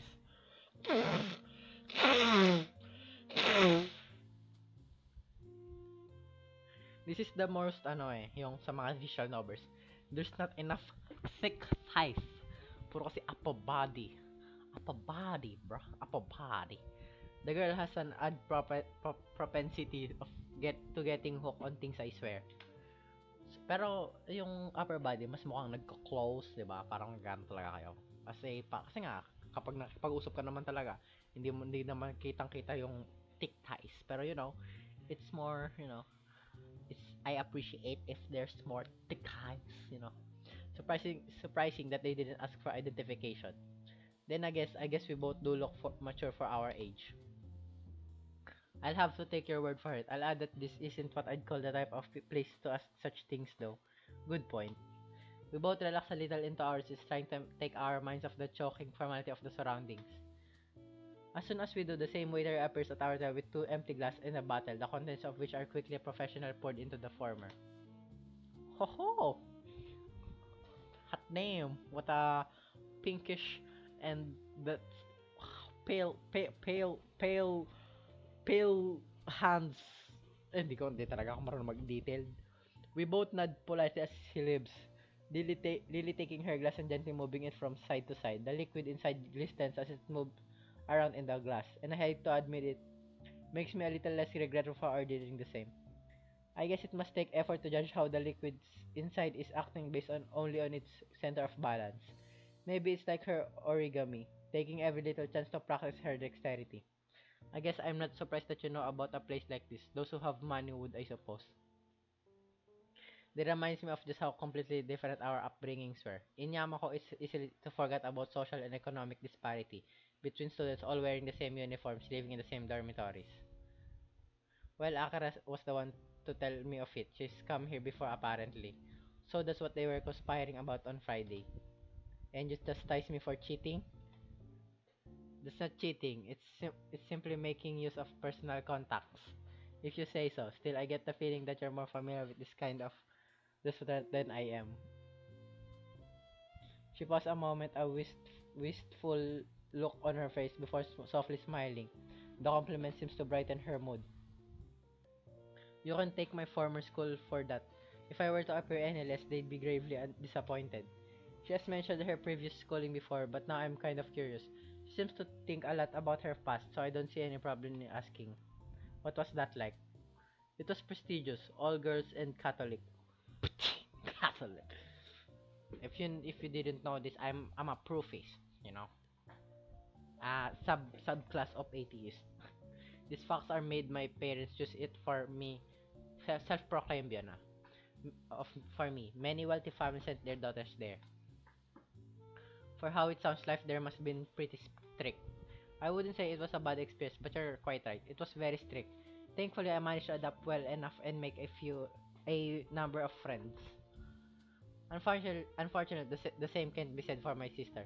She found the atmosphere and religious aspects suffocating and ended up leaving for a job as soon as she was able to. She gives a small self-deprecating chuckle. I shouldn't complain about it though. Not many even have the chance to go to such a school. Do you resent your parents for sending you there, then leaving? She gently shakes her head. My family is patriarchal. My father's business always on his mind was entirely lost as to what to do with me. In the end, he made the decision that my education was of higher priority than staying with the family. He simply did what he thought was the best. Okay. To say such things so easily, what an unbelievable girl. That said, I'm a little surprised she doesn't think her blindness played any part of at all. Though maybe I'm being too harsh on her family. You're too kind-hearted, you know that. Hmm? Most would hate their parents for something like that. Well, some do. Oblivious to my raised eyebrows, she takes a sip from her glass. The wine slips down from alcohol. From the... Dyslexic. The wine, or baka kulang na ako sa tulog kasi mga ganitong oras na rin kaya ako nakatulog. She takes a slip from... The wine slips down effortlessly. Her fondness for it evidently helping her deal with the flavor of alcohol. I can say the same goes for me. What of yourself? What was your schooling like? Mine, let's see. It was it was a fairly normal public school. I suppose maybe a bit busier than the norm. I did quite well in class and played in the soccer club. Since I am an only child and my parents both work a lot, I wasted most of my free time and money at the arcade with my three friends. No matter how much I played though, I never did manage to beat my at any of those machines. Even Takumi and Shin lost to her whenever they tried. Then I'd be left trying to be responsible adult when Shin and Mai fought again. Just the four of us aimlessly enjoying our childhood. Those were pretty some silly times. I catch myself as I realize that I'm starting to zone out. The days of my old school disappearing to the night sky and bright city lights outside the window. Lily's face is an odd mixture of curiosity and sympathy. Given her strict schooling, I suppose something like this would seem an interesting contrast to the only life she's known. It sounds like your previous school was a lot of fun. I'm not really sure how much of it is nostalgia, but there are some nice memories. That's in the past though, I can't go back there now. But through my accident, I found a new life I never had imagined leading. The peace and calm of Yamako, a new direction for my future in science, the friendship of Shizune, Misha, and Hanako, and most of all you. Phew! Phew! Sheesh! Sheesh! She gives a deep, genuine smile as she moves her hands towards me, her fingers just lightly searching out my face before caressing my cheek. Her hand reluctantly retreats after a second of warm smile as we notice the waiter arriving with our meals. Lily does a daft job of covering her condition except for the fact that her nod to him slightly misaligned due to his silence. She really seems to work hard at appearing as normal as possible in public. While I noticed it long ago, I still can't quite gauge whether it's want to not be treated differently. A slight sense of vanity or some mixture of both. Wow! Yun ba yung ano? Chicken salad? Ay, tuna salad? Panavak na tuna salad noises? The dish served lines up to the salad name, and the portions pleasantly large. With sliced eggs and tomato, it looks very enticing indeed. Lily takes her knife in one hand and the fork in other, quickly getting work on the dish as I do. It's later than when we usually have dinner, so we're both eager to dig in. My cautious skewering of leaves and vaguely meat-like squares with my fork is matched with Lily's silence and measured prodding and chewing. An occasional tap around the sides of a piece of the food to work out its edges. The edges is the only giveaway to her lack of sight. I'm done with my meal in little time. Lily taking the last few bites as I sit observing her. Finished his out. Yeah, it was pretty nice. That much is very true. I never thought a simple salad could be so tasty and filling. But then again, I suppose that's why it costs so much to eat here. Content with my appraisal and evidently agreeing, Lily gives a small nod. You know, given that you're part foreign, exotic looking and quite pretty, I'm surprised that nobody's ever confessed to you before.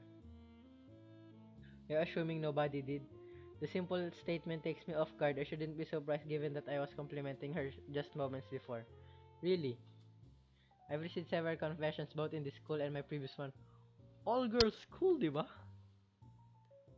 Oh my god. Lily Sama, you're quite a popular one, and you yet chose me. Oh my god. Adolescence is a funny time. She's kinda talking as if she's above it herself. Huh, how easily you say such a thing. Lily looks surprised for a moment before a playful smirk covers her face. Is that jealousy? What? No, it isn't. You're a bad liar, Hisao. You should take that into account. Then again, I do appreciate how sincere you are, even if you don't intend to be sometimes. I think your honesty will always serve you well when dealing with others. I clear my throat in mock disapproval of this whole business and try to steer the conversation elsewhere. To tell the truth, I do prefer solitude to being surrounded by others. I don't think I could maintain a social circle like you do. She contemplates this for a moment. I don't think that's true either. I've seen how gently and caring you are around Hanako, and you get on marvelously well with others, even those with whom you hardly know. I think you're quite adept at social situations. But on that thought, what of your confession, Shisaw? I'm sure someone like you must have at least one admirer. As I open my mouth to speak, as I can feel my first turn slightly door. At times, I secretly appreciate the fact that she can see my expressions. Just one. Her name was Iwanako. It was when she confessed to me that I had my heart attack there in the woods during winter. Lily finds herself speechless, not expecting for the topic to move into such an area. My condition has always been something of a concern for her, something that I strive to minimize despite my body's best efforts to the contrary. Afterward, she visited me for a while when I was in the hospital for a week. For weeks, she came in and talk. She came in and talked. It was usually just small talk or classroom gossip, but that was enough. But eventually, she just stopped coming.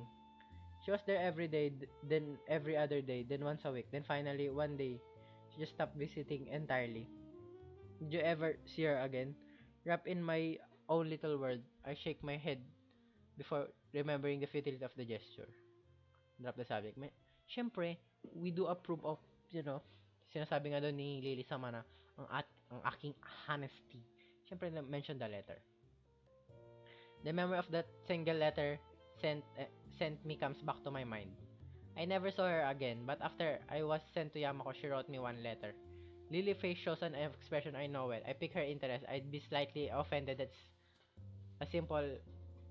It's simply a matter of curiosity for her, but she's never been very good at masking her reactions. In hindsight, it really didn't say much.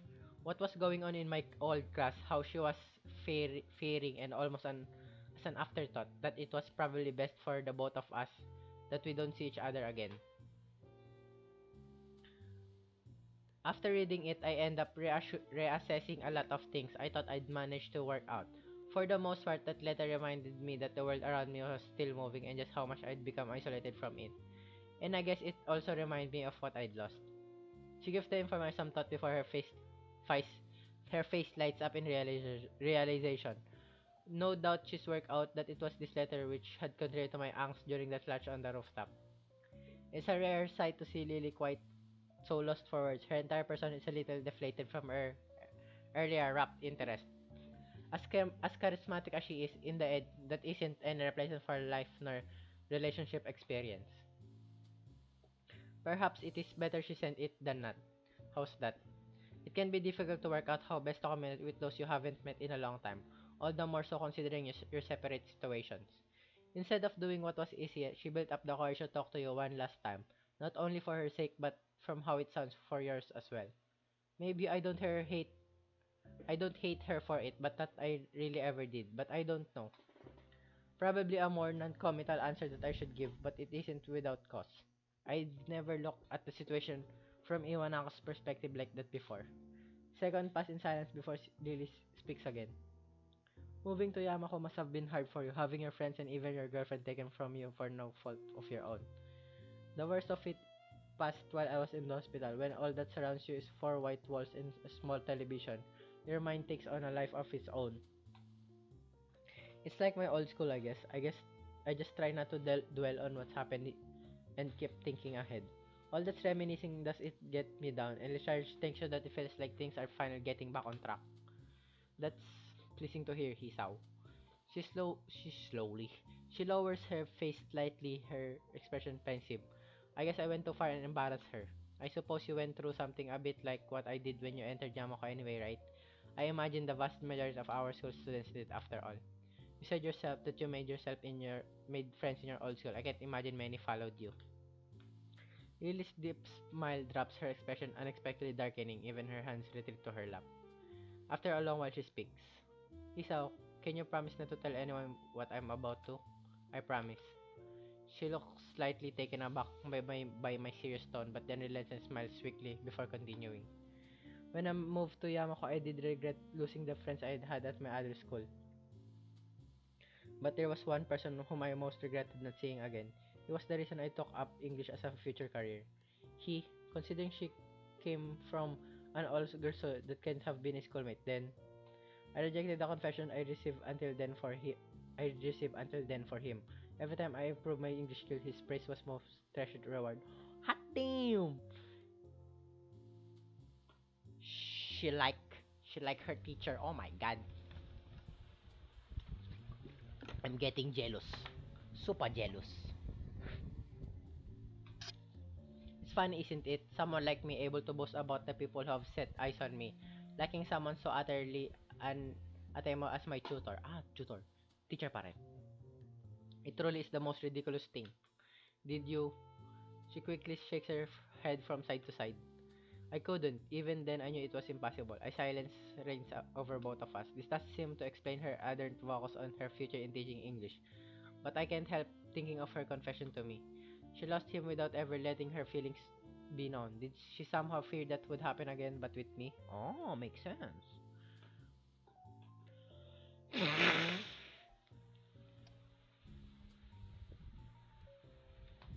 I don't really know what to make of it. I've heard of such relationship before. Taboos born of such thing as puberty and youth. The fact that she had the good judgment not to act on it, though it's heartening. I know this must change, but please don't think of me. Why would I think any less of you for that? To be honest, I think he must have been a very nice person if you like him so much. Not only that, but just stop yourself before going too far. For a moment, she looked somewhat lost, most unexpectedly though. It isn't a second before she starts to laugh. The sound takes me off guard. It's not a giggle nor a restrained chuckle, but honest and genuine laughter. I find myself smiling and not just at her display of relief and happiness, but for her to trust me enough to let me see this most private of secrets. I realize it feel before I realize I feel her palm touching my face. Her touch is gentle as ever, with her thumb slowly stroking my cheek. You're kind, Hisaw. I really do love you. Oh yes, I'm so kind. Pero kapag ako doon, I'm gonna be so jealous. I'm jealous, I'm jealousy. Masyado kasi akong possessive. I'm obsessive, you know. Really hard me, you know. I'm,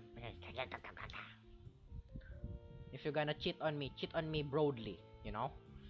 Sa harapan ko. Hindi na makita ng pagkakataon. Di mo alam yung pagiging possessive. Pagiging possessive pero masyado akong mabakit.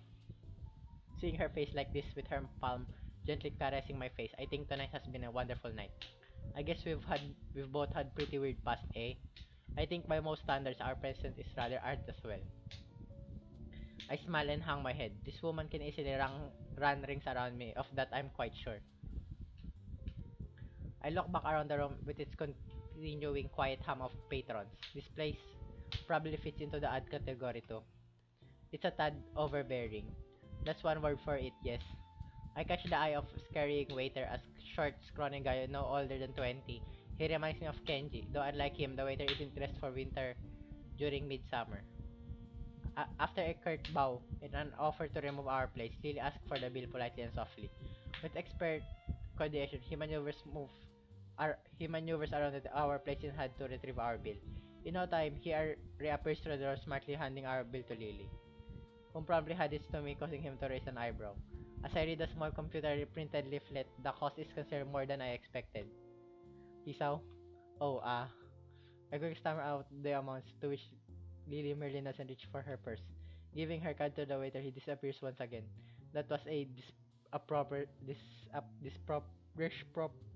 disproportionately large amount of money. The statement seems to make Lily slightly uncomfortable. My family lives more than enough for my education. That same goes for my sister, she dislikes being reminded of that fact. That said, I too dislike throwing money about. But this one time, I think I can make an exception just for you. Not only did you choose our date, but you paid for both of us as well. Sana all. I take the bridge of my nose in my fingers. I can't believe how high you have set the bar for our next date. She gives a small giggle. I'll be looking forward to it, he saw. The waiter reappears beside us as if by magic and hands Lily's card back to her. Evidently picking up her lack of sight, he places the card in her hand with an extra, perhaps unneeded amount of firmness to make sure of her grip. Leaving, he exercised a measure of diplomacy by keeping a neutral face despite my own expression. Clapping my hands together, I stand up from my seat in order to bring an end to our night out. Shall we go off then? My lady, my baby, me baby. Hot damn. So good. Lapit na ba to? Tapusin ko na to, no? Diretsuhin ko na. Yeah! I snap upwards out of my sheets and sit bolt upright in bed as if an electric shot had just run through my entire body. Diretsuhin ko na pa. Para kasing mahaba pa eh. Bahala na. Bahala na. The night air feels cold against the sweat on my bare skin, my breathing short and rugged nearly to the point of hyperventilation. Mind racing, I bring my hand to my head is an attempt to soothe my body's panic state. It takes me a number of seconds to realize my hand is shaking violently, even as I press it against my face. More seconds pass in complete silence, my desperate attempts to subdue my body and mind slowly, thankfully working. Gathering myself, I start taking measure of the state I'm in. It feels like I've run a marathon, every muscle feeling tense and sweat practically pouring off me. I carefully direct my attention to the beating in my chest, measuring out the rhythm in my head. Sure enough, my unreliable heart is functioning properly for once. Just what the hell was that? A heart attack? A bad nightmare? Medicine side effects? Medicine. Oh, anong medicine? Medicine. Side effects. I've heard about panic attack and this doesn't seem to have hallmarks for once. Of once? Of one? Of one? Hallmarks of one. I can't be bothered thinking about it right now. I feel utterly exhausted yet completely awake after this experience. I look over to the side of my bed. The pale white of the silent figure's face almost glowing in the nighttime darkness of the room. Just the sight of her is enough to calm me down significantly.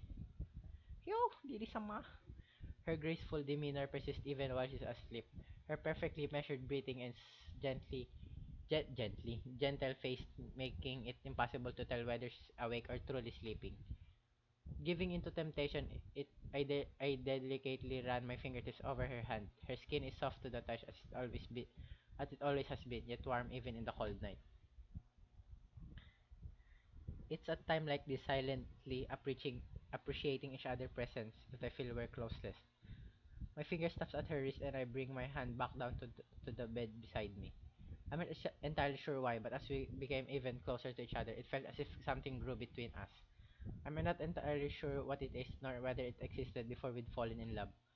Everything is moving so fast, I don't mind it at all, but it feels like unlike Lily to be pushing things this much. Thankfully, there aren't students milling around in the hallways at this hour of the morning, lest I be entirely on why I'm carrying 2 plates of breakfast to my room while dressed in a obviously hastily donned uniform. That isn't to say things like this never happened. Of course, a single security guard patrolling between two sets of bedrooms situated right next to each other is a very small force compared to adolescent hormones. Oh, so they did fuck? Did they smash? Did they smash?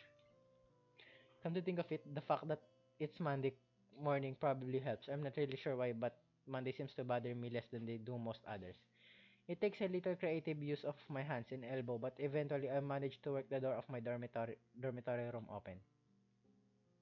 Stepping inside, I see Lily just getting up from the bed, entirely rubbing her eyes. She looks a mess. She looks a mess, just like most other times I see her soon after she wakes. She really isn't a morning person. Sorry, I didn't mean to wake you. She groggily shakes her head. The morning light illuminating her makes for a very pleasant sight. Damn. Damn, kita mo yung legs. Tuk-tak is noise. She's okay, I needed to get up anyway. What time is it? I put my plate down on my desk and turned the clock around to check the time. Still early. Don't worry, there's plenty of time left before school. She sits on the side of the bed and begins to sniff the air. As she does so, I quickly move her plate away and put it on the desk beside mine. Yes, I get us some breakfast. Shower and clothes come first though. Phew! She stands still for a moment with her chin pointedly slightly out. I gladly acquiesce and press my lips to her, savoring the soft feeling before breaking off. My God, napagka-precocious naman itong dalawang to. With a small sweet smile apparently quite satisfied, she slowly makes her way to the showers. I stretch to try and wake myself up a little more, briefly looking at the steaming dishes on the desk. Rice, fish, miso soup, and some vegetables. A standard breakfast for a somewhat unusual day. Fish. I don't like fish. Pero vegetable. Good ako sa vegetable. Kain ka lang ng kain. Kasi yung fish kasi, maano kasi, tayo dito. Ma... Matinik. Ayoko ng fish na matinik. Natinik na kasi ako ng isang beses dito sa, sa aking ngala-ngala. Tama ba? O sa aking throat. Anong tawag dito? Basta, natinik na ako ng isang beses. Na-trauma ako. I grab the bottle from my desk and start taking my daily regimen of pills. Sometimes I wonder what these things are even good for. Given all the troubles I've had since the initial accidents, I can't even say that it doesn't hurt to take them, considering the side effects so far. Well, whatever, doctor's order are that I have to take them, and rationally suggest that I'd be well served to trust his judgment over mine. It doesn't take long for the noise of the shower to cease, a quick one apparently being fine for Lily given the circumstances. Emerging from the bathroom, she looks significantly more awake, having had the chance to collect herself. Without a word, I gently take her hand in mine and guide her to my desk, considering I don't have a table in my room, as she does it'll have to do. Thank you, Hisao. What did you prefer for breakfast? Just rice and some vegetables, something fast. Her face slightly, her face lights up at the revelation. That's quite a breakfast. That this is normal for you. No, she's just being nice. I have a little doubt, considering her past, that this isn't exactly a high-class meal by her standards. Breakfast is the most important meal of the day. Just because we're students doesn't mean we can take it lightly. That's my belief. Anyway, from what others I've talked to have said, I might be in the minority. I take a seat on the side of my bed, begin eating together with Lily. Her chopsticks. Kasi kapag isa lang, chopstick lang. Pero kapag chopsticks slightly tapping out the lines. Natatanggal kasi lahat ng S. Kaya chopstick lang. Chopsticks slightly tapping out of the outlines of the vegetables, just as I noticed her do during our date. This is quite nice, Hisaw. I had no idea you could cook this well. This time she's much more genuine. I can tell that much. That said, cooking really isn't anything special at all. After a bit of practice, it's pretty easy to make a simple dish. Most of the credit goes to modern technology. Still, after years of cooking for myself, I should hope so. I got bored of eating instant noodles and ordering pizza every time my parents were both working, so I taught myself how to make a few meals. I'm still trying to get the knack of it though. You'll make a good wife someday, Isaw. I take a grain of rice and place it into my thumb before carefully taking aim and giving it a good flick. Lily jumps a little as it hits her cheek right on the target. I can't help chuckling a little as her ex-man just lowers her brow and tries her best to assume a hair's and serious expression. Oh, that's right. What is it? Did you have any problem sleeping last night? You seem restless. So she was awake back then, or at least partly so. Whether it was my heart or a nightmare caused by side effect of my medicine, the last thing I want is for her to be worrying about me even more. Even before my relationship with Lily, I'd felt my body was a drag on everything I did. My body is my burden alone. As long as I'm with her, I'll continue to act as normally as possible. No, not particularly. Is that so? That's good then. Bruh, sabihin mo na lang kasi. Kaya kang honest, kaya yun yung nagustuhan sa Lily sa may. Pagiging honest. Ako din, honest din ako, kaya fuck you ah. Or mas say, I am too much honest. Kaya marami ding nagagalit. Come to think of it, there was something else I wanted to ask. Oh, how should I put it? When you dream, do you see people and objects? Yes, of course, I feel more than a little sheepish for the slip of the tongue. However, in as it may be, Lily looks unperturbed though. But you don't taste, feel, nor smell things. I move to answer but find myself stuck before thinking about it. The more I mull it over, the more I realize that her hypothesis is correct. That's true. I guess I never look at it that way. Are you saying that you do? For the most part, I only hear in dreams. But yes, sometimes I touch and smell things as well. I'm just asking since Akara thought it very strange that I did when I brought it up with her. If you don't either, then maybe it's due to my blindness. That would make sense. You rely on your other sense more than me, so maybe that affects your dreams as well. The wonders of the human's body, I guess. For the rest of the time before school, we quietly eat the hearty breakfast in front of us, exchanging as small pieces of small talk as we do. A quick peek out of the door assures nobody's looking direct at the entrance of the boys' dorm so we walk out with the path clear. Ah, the weather's good today. I stretch as Lily and I make our way outside the bright morning sun beaming down on us. By now, a few students can be seen doing the same, making their way to the main school building either from the dorms or to the main gate. It does feel nice and warm. Our hands link and hurricane tapping the ground, we begin earnest our trip to the school building and join the chatting throngs. I don't like the word throngs. Parang ang pangit pakinggan. Throngs of students around us. This would be the last day of exams, no? Yeah, how you're going in them? Very well, all things considered, you seem a bit stressed by them though. Isn't that obvious, huh? I don't think it's just the exam, though. A lot of stuff's been happening in a short amount of time, and I'm not doing that well on humanities subjects. You're doing well in science though, aren't you?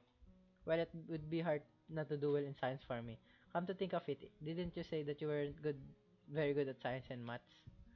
She suddenly looked very sheepish, my remark no doubt hitting home. Lily's sense of pride really can be a double-edged sword. Well, aside from that, have you ever given thought of what you might do with that ability? It seems a pity to waste it. A bit, mostly at Muto's prompting. In any case, I'll probably end up doing science as a career in some form. That's good to hear, Hisaw. As we enter the gardens, I suddenly receive an unsolicited pat on the back. The green-dressed culprit dances around to meet me, evidently not paying any heed to Lily at my side. Hey man, what's up? Haven't seen you in a while. Hey, just been busy lately with the exams and stuff. Exams, exmams. A true Renaissance man needs no study to excel in such things. Kenji does strikes me as the kind of person that does well in school even if he has horrid attendance record and poor work ethic, so I've little reason to doubt his ability. To be honest, I'm a little envious of him. Between studying for exams and my time with Lily, I've had practically no time to myself. Maybe this a little bit like how Yuko feels. Good morning, Seto. Good to hear you're to good. It's good to hear you're doing well. It feels slightly odd to see Lily speaking so formally. She comes to address me more casually over the months. Though, though I have seen her formally to us speak more formally to us classmates from time to time as well. Some people never change. I guess not that I say her calm and polite manner is a bad thing. It was one of the reasons I like being around her to begin with after all. Kenji seems to take a moment to work out who it is beside me and probably hasn't noticed us holding hands either. I wonder if those guys of his actually do anything. Oh, hey Lily, good luck on your exams too. I'll see you after school then, man. The slight edge of to his voice makes me think those words are meant to be an imperative rather than a casual farewell. I guess I'll have to smooth things over later. Sure, see ya. Kenji nods curtly. He moves to pass by us, but he's too busy glaring in Lily's direction to take notice of her cane. Before I can try to react and save the situation, Kenji trips and reflexively reaches out for a handhold. Unfortunately, said handhold turns out to be Lily's arm. Whoa! Ah! Both fall to the ground in a sprawling leap with me left feeling rather helpless. Oh damn, are you two okay? Kenji quickly rises back up, seeming unfazed by the accident. No problem man, no problem. This is nothing. My body can take much more abuse. Lily lies down face on the grass. She doesn't look hurt by the incident. More startled than anything, I move closer to offer her my help. Are you alright, Lily? Hey, Sato. Kenji offers her hand, tentatively touching her to let her know what he's doing. He says something obvious things sometimes, but I do think he may be a generally good person at heart. I imagine he feels pretty bad about this. To his surprise and mind, though, Lily pounds on the ground with her fist without warning. Pounds on the ground with her fist without warning. Damn it! Kanja freezes, entirely caught by surprise by her outburst. I'm just a shock. She never acted like this, not even around Shizune. Seemingly only knowing now, remember that there are people around her. Lily slowly climbs to her feet, her face as she does she does so makes me retreat a little. New face. I only clash of her expression before she does it, but it's not something I'll forget soon. She showed plenty of annoyance during her clashes with Chizune, but this flash of anger was something else. There's no way this is just about this petty incident. She paused for a moment before sighing and walking on ahead. I really don't know what to make of this. I'll talk to you later, dude. See you. Yeah, see ya. Kenny scratches the back of his head trying to find something to say, then she shrugs and walks away, giving us wide berth. I quickly catch up to Lily. She turns her head a little to acknowledge my presence, but nothing else. I should probably scold her for lashing out like that, but I also don't want to get into a shouting match with her. She's still very obviously annoyed. In the end, I keep my mouth shut and wait for her to cool off. After a quiet walk, we eventually reach the top of the third floor stairs and the junction where we park every day. I turn to leave before she leaves. Do I while I do like the comfortable and warm silence we usually share, this was anything but. I don't want to leave things like this. You seem quieter than usual recently. Is anything wrong? She shakes her head almost automatic as if to dispel any thoughts that I need to worry about her. It's just the exams taking their toll. I'll be fine. I don't think that's the reason. I very nearly say so, but decide against it. There's no point trying to draw it out of her if she doesn't want to tell me, especially when she's in a foul mood like this. If you're sure, I'll see you later then. As I turn down the hall to go to my class, Lily's soft voice rings out from behind me. Isaw, yeah, that. I'm sorry. With that, Lily makes off down the hallway to her own classroom, her hands skating along with the metal railings. I stand still watching her until she turns into her classroom and out of sight before going to my own class with a fair measure of reluctance. As usual, I'm early. Muto is filling with folders and paper on his deck as he prepares for the day while a handful of students mill about chatting away. While my feelings about Lily haven't dissipated, far from it, her mention of my exam performance did remind me that I have my own life's journey to attend to. What what happened? What just happened? After thinking about it, I have realized that I do generally want to pursue science in some form of a career, rather than it simply being the path of least resistance. Until now, though, I didn't have much of an idea where in the field I wanted to go. Just science is a pretty broad category of jobs. Something Lily mentioned earlier focused my thoughts, something only idly pondered about before. I'd only seriously con I'd not seriously consider following this specific path. I walk up to Muto's desk, his attention to focus on preparing for the day's lessons to notice my approach is the same every day. Good morning. He looks up with an expression of mild surprise that's quickly replaced by his typical awkward smile. Good morning, Nakai. Can I help you? Do you mind if I ask you something? He looks down at his messy pile of books on the desk before putting down the papers in his hand, standing up with some difficulty to properly address me. That's what I'm here for, after all, ask away. I was just wondering, what would you say is the motivation behind teaching? He thinks on this question for a few moments before responding, evidently far from having a prepared answer. If you talk to 10 different teachers, I think you'll get 10 different answers to that question. But while I can only speak for myself, I'd say that I teach because, He sinks into thought again, carefully assessing the way he wishes to present his idea.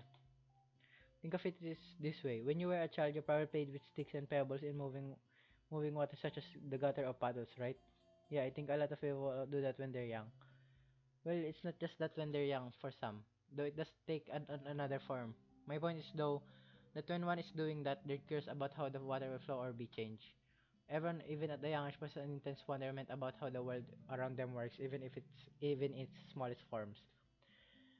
True, general knowledge is nice, but ang ang ang pain taxing ay yung yung mga yung parang kailangan mo pa talaga kailangan mo pa talaga ng yung X X yun sa math niya kung ano man, yung dates, most likely the detailed na dates, yung March 25 ganito ganyan 2000 or 1970 jabi jabo ba.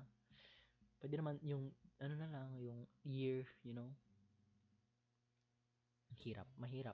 I still feel that the sense of wonderment about the universe, even just reading about new discovery or classic experiments, give me a renewed sense of awe at how marvelous everything is, from the farthest stars to the smallest paddle. I just hope that I can give other even a small piece of that wonderment. I feel if I can do that even if just one person, I think that I can be happy as a teacher. Oh, sana all lahat ng teacher ganyan. He scratches his head as he mentally reviews what he said. I feel like I understand him better now. Even he's awkward around others, he does have the genuine want to be around them and offer them a piece of his help that he values. What Lily told me yesterday rings in my ear. I think you get on well with others, huh? I always did say I was unusually curious. Sorry if that was a little mindering. Mindering? Ano yan? Mendering. Ewan ko. Does it answer your question? It does. Thank you. I also had another question actually. Oh, what might that me? Do you have any college brochure or guides? It's about time I started getting some application is in. He nods and bends down to look inside his desk as he does so. I notice that he is wearing a remarkably genuine smile. I don't think I've ever really seen him act this natural around others. Perhaps this isn't Moto, the teacher, but rather Moto, the person. Here, if you need any more, feel free to ask. He hands me about half a dozen brochures and booklets of various colors and sizes, which I take eagerly. Yes, it will be this information which I'll use to forge my own future. I think now, after all this time and all these trials, I can finally start to see the big picture of my life ahead of me. My body may be like this, but my mind is still very much able. Thank you. Hot damn. Natapos na yung exam. Sana all.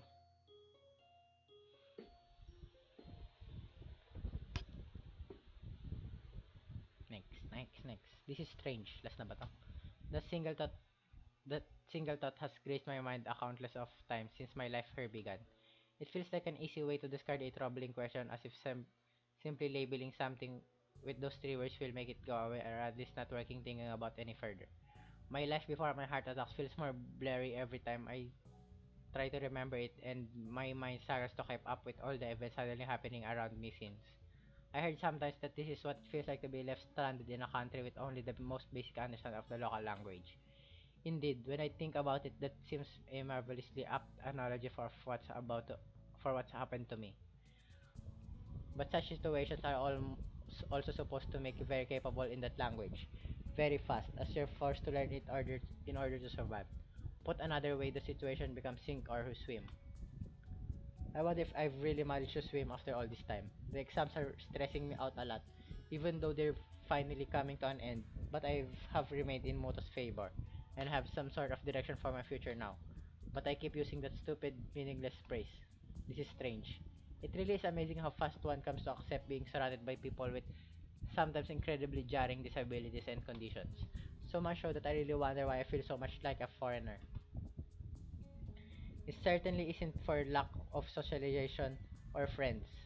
I've come to know most of my classmates on first name terms and know a few others around the school. Whether they're missing an arm or a leg, they're students here just like anyone else of their age. I can navigate the halls that once I lost myself in with an ease I'd not expect to ever have, thanks to the school's logical layout, and can engage my teachers in comfortable discussions. I swirl around gently the tea in my cup, the reflected image of my face becoming distorted by the moving liquid. This is strange. I used to hate drinking tea. Maybe I'm thinking too much. The familiar sound of China rattling, huh? Sound of China, huh? The familiar sound of China rattling from a teacup touching an accompanying saucer rings out. Is something the matter? Don't worry, it's nothing. I take a long sip of the tea in front of me as the girls do, just whiling away the time in Lily's room sipping tea with her and Hanako. It feels familiar, almost nostalgic. So how's your work in the newspaper club going, Hanako? I want to know too. It sounds like it would be quite interesting. Hanako face turns down at the attention placed upon her, though her smile belies the fact that she generally likes being the center of the interest for the two of us. It's good. I think I'm getting better at it. Naomi and a couple of her friends handle most of the jobs, getting stories and stuff. They just do the computer things like putting the stories together and getting it printed. It's nice since I can sit and concentrate. I see. Lily's low-tech nature isn't shared by Hanako. While sitting in a room compiling other people's newspaper articles into documents, doesn't strike me as overly outgoing. It's heartening to see her widening her circle of friends. Baby steps, I guess. It's probably a bit much to be expecting to her to become a socialite like Lily. Uh, how are you finding Naomi? I've heard she can be quite troublesome at times.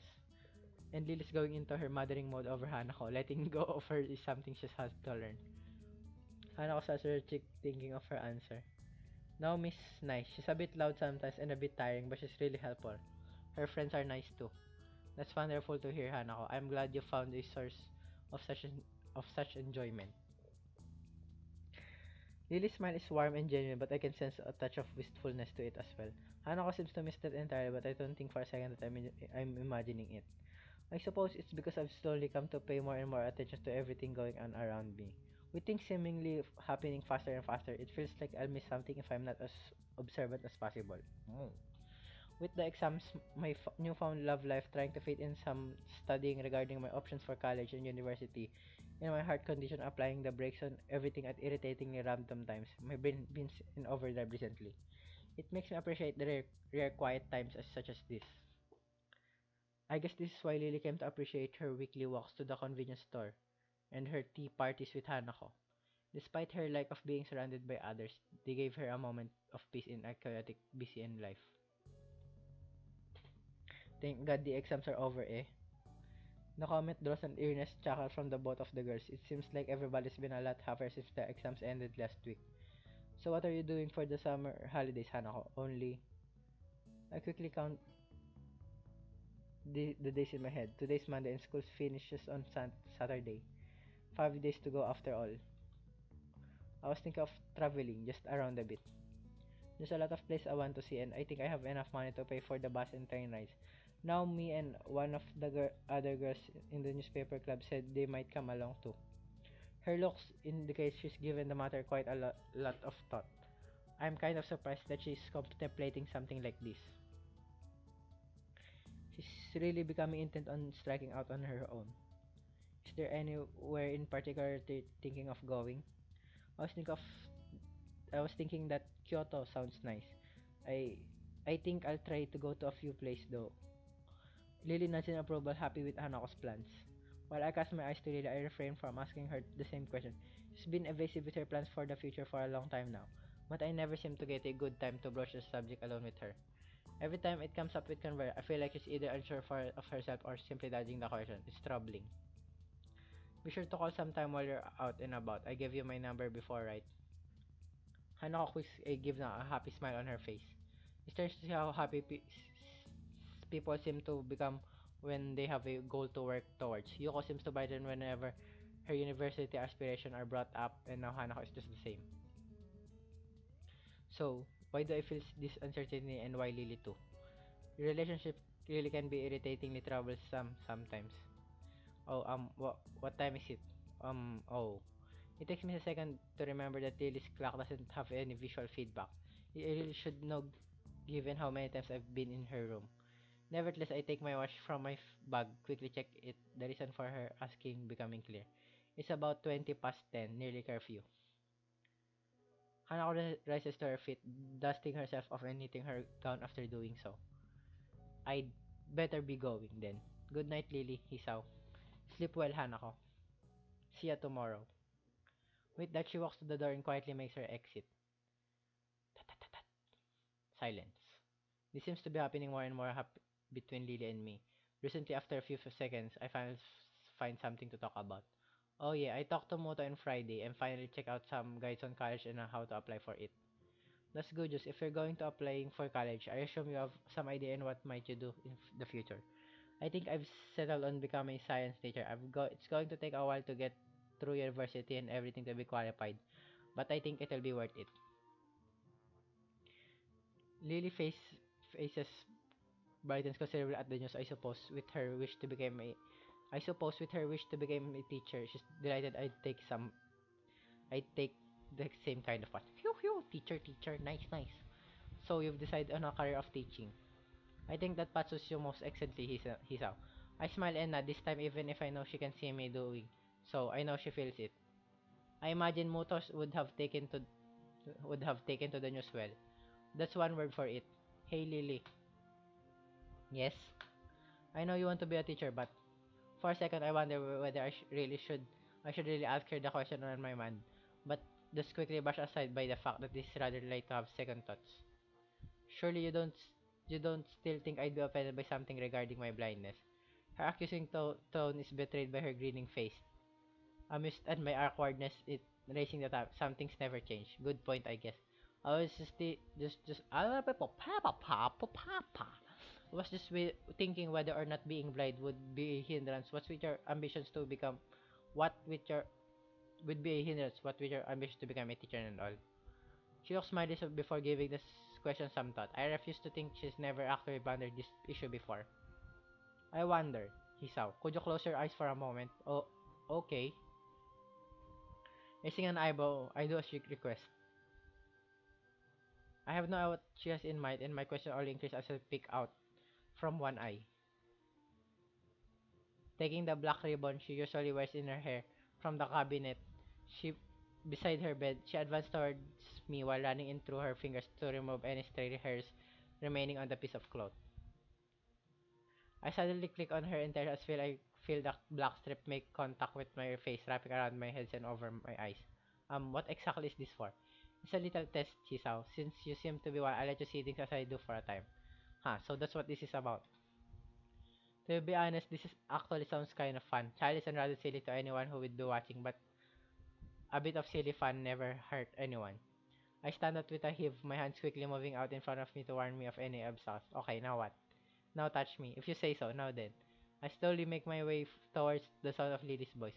My walking speed could barely even be called a shuffle. The entire experience feeling alien even though I don't want to risk inadvertently tripping over anything such as her table of her haphazard piles of books.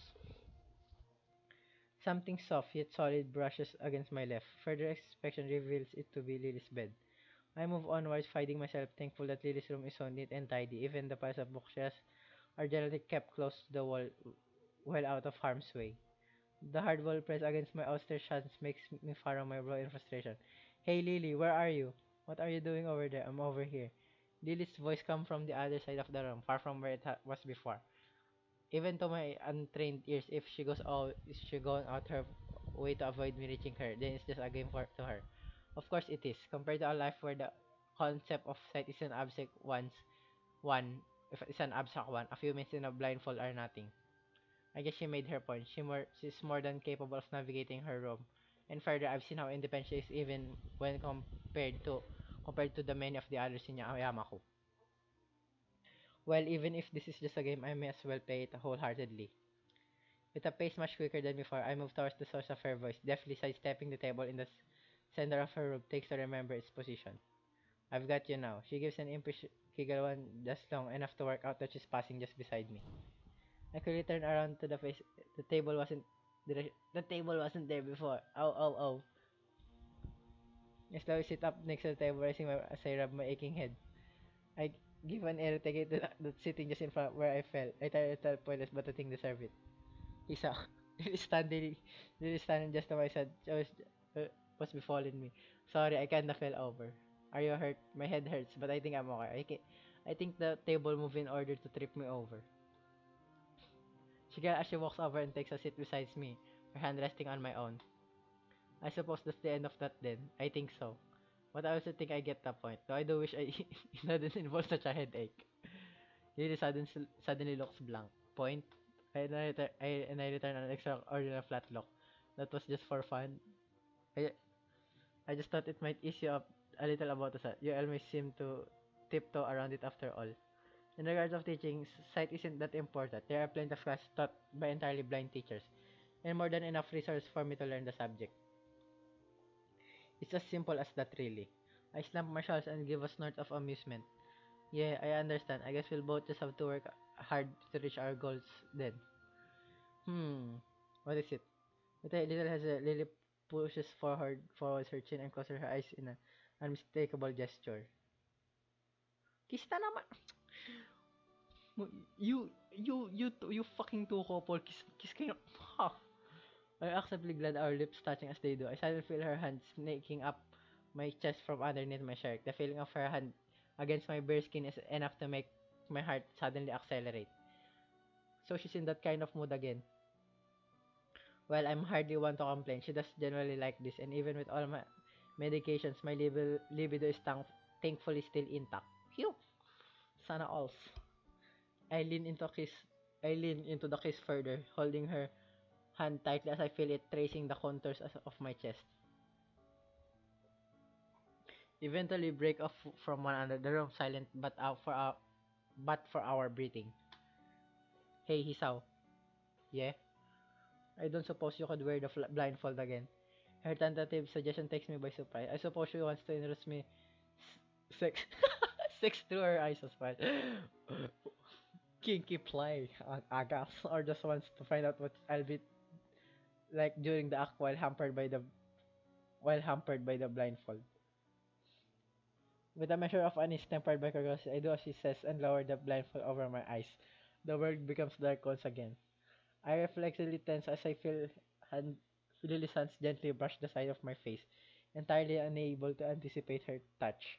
I really need to get more used to contact like this even after the weeks we've been going out. It isn't as natural for me as it is for her. Silence. Hey Lily. Shh. I obediently follow her instruction and quietly listen, trying to make out anything that's happening around me. Compared to before when I was chasing Lily, the need to carefully navigate the rooms of Sal now gone. I can take my time and concentrate much harder on listening. It takes a while, but I can eventually pick out the soft sound of her breathing in the otherwise dead silent room. In, out. Measuring it against my own breathing, I stiffly, kala ko ibang in, out na yun. It's definitely different than normal, especially for her. Other sounds make it twist to my hair. One that I can identify immediately. I don't think I've heard it before, but my heart skips a bit as I realize the source. Yeah. My hand almost reflexively reaching out towards it. Her face feels softer than usual under my touch. Her head just barely turning in acknowledge towards the fingers on her cheek. Hisaw. I gulp and take a moment to try and calm down. I need all the concentration I can muster while I'm like this in the order to fully take in my surroundings. After a few deep breaths, I think I've managed to collect myself with a touch so light that it wouldn't disturb a feather.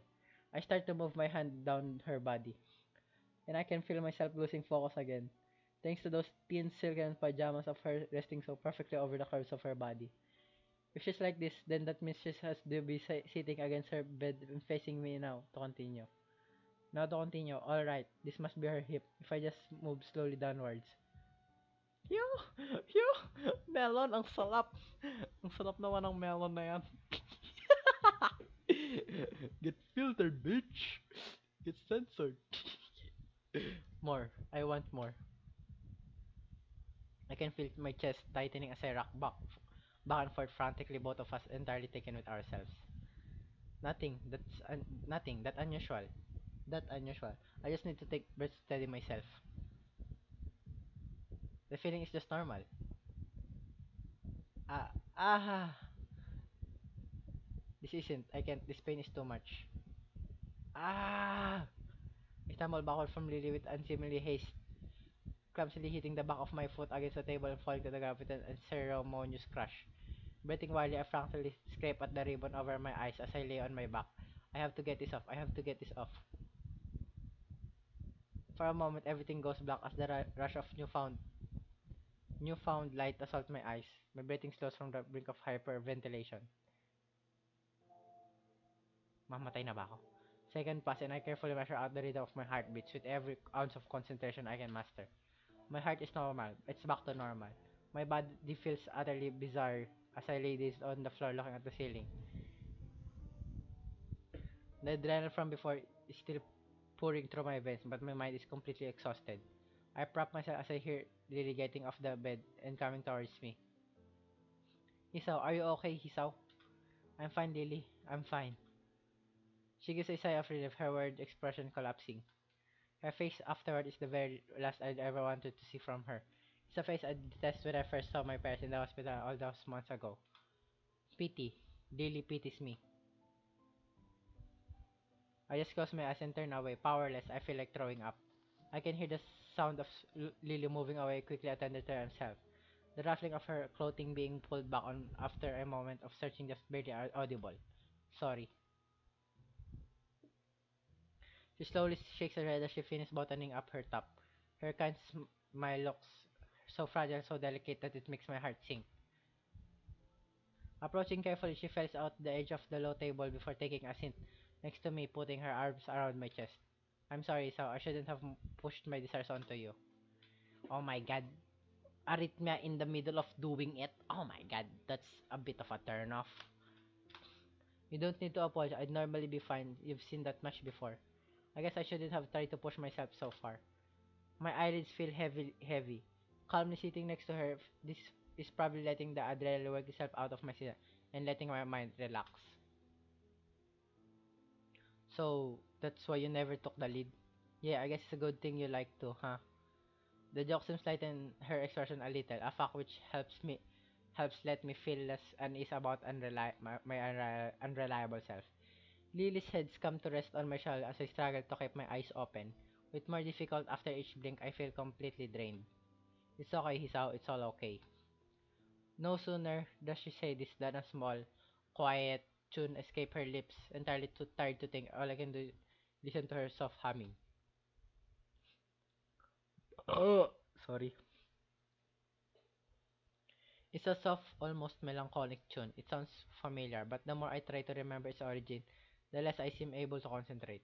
The feeling and scent of her head gently resting on my shoulder and her warm body against my side are soothing the soft humming of her voice. Too relaxes my mind too.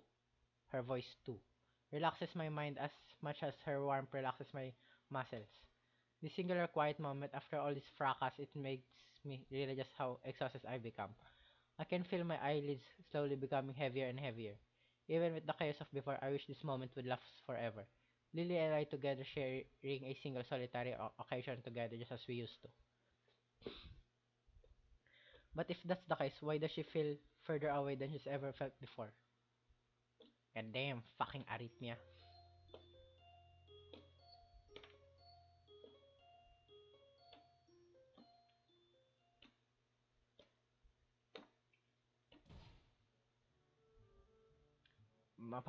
Mahaba ata. Dapat pala tumigil na ako kanina pa. The cloud, okay lang yan. Marami akong oras. Sana. The loud clatter of books falling into the return slot abruptly breaks the grip of the silence over the school library. It's becoming a habit for me to come to the library at least once a week. Not only does the reading itself keep me busy, but discussing books with Hanako and Lily also does. Obviously started suddenly, Yuko suddenly twist toward the direction of the nose. I have thought her used to people dropping books by now since she does work here. Oh, hello, hello, Hesao. Hello, Hisao, back again. It takes me it takes me a moment to respond. My mind still distracted by the familiar melody of Lily's humming that's hardly left my ears in the several days it's been since I fell asleep to it. Oh yeah, just returning some books I borrowed. She casts her eyes downward, presumably to the bin to the books dropped into. You're a very heavy reader, aren't you? It's become a bit of a routine now. Passes the time at least. I wish I had free time to pass. Ako din, sana all may free time to pass. For small from small talk to depression in less than 5 seconds. I think that's a new record for her. She seems a bit down in general life, even compared to normal. Consider she has to work 2 jobs just to support herself. I could see how that would take a toll on her lifestyle. Come to think of it, the pay of her job here can't all that bad. The idea of stop in such a prestigious private school going hungry strikes me as counterintuitive. Working 2 jobs makes take a lot of time. I'd probably never manage it. You're lucky, being a student. Do you think you'll be able to go to university? If she's asking, then I guess that's the expected result of having this kind of education. Private schools like this don't exactly come cheap. I guess I have the money, I think. I got plans which will require going to one, and my requirements and my grades are good enough. It's more of a matter of how I'll pay to do so. University costs so much that I'm having to work 2 jobs to afford to enter it. Paying for daily expenses to Mike's, it's a lot of harder. If you're reading this much though, that means you're doing well in school, right? Interesting logical jump, not an altogether wrong one though. I suppose so. I didn't find any of the exams very hard, aside from maybe one or two. Do you mind if I ask what studies you're pursuing in your university? Yuko appears to genuinely biting at the question. Anthropology. Ah. To be specific, I'm specializing in history of classical era Athenian civilization and democracy. She really seems to know her stuff. Such is to be admired, and it's nice to see her gently excited about something. I guess even somebody like Yoko can be if she has a visible road ahead for. That's good to if you both of us jump at the sudden interaction coming from my pocket. Apologize profusely, I quickly shuffling into the as I fumble with the cover of my mobile phone. I glance at the screen. Weird, it's a mobile number I don't recognize. Consider I can count the number of people with number on one hand. I briefly wonder whether it's some telemarketer that locked out. Hello, Hisao Nakai speaking. Geez, pick up faster next time. Anyway, guess who? It only takes me a second to recognize the distinctly deep, brusque voice. Hey Misha, didn't expect you to call me. Huh? You think I act you think I sound like her? Not at all, Akira. I don't remember giving you my number though, so I thought I'd mess with you. Oh, that I got Lily to give it to me, not hard. Huh? Ano? Lily to give it to her, not hard. Not hard. Tama. She possibly brims with pride at the statement. She's trying to get me caught up in her pace. I know it. I suppose I shouldn't be surprised that the two should would share my number though, given how close they are. So what's up? You're free right now. I guess why? Could you meet me at the park and I just want to talk to you about some stuff. Is that an invitation to a date? What? Of course not. She suddenly crestfallen, her previous signature having intentionally left. It seems strange for her. Anyway, I don't see why not. When do you want to meet? Kind of now-ish. Wait, right now, but it's the dead silence suddenly coming from the pawns announced the fact that she has unceremoniously hung up.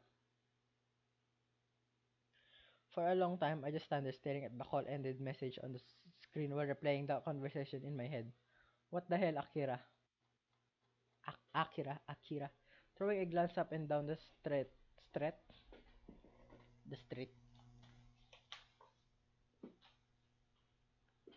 I cross the road and step into the park. I've learned to pace myself on such walk mostly because Lily's slower speed during our forays into towns means I have to consciously slow myself down. That aside, I hope Akira didn't expect me to immediately prompt. A damn! Meron siyang scene. Nice! It takes only a couple of seconds to spot her waiting on a beach with a can of beer in her hand. That the look she gives as I walks up locks any hint of acknowledgement or of greeting. And what's with that look? I didn't have come, you know. I knew you would. You're that kind of person after all. I lower my brow as her remark as she disposes of the can.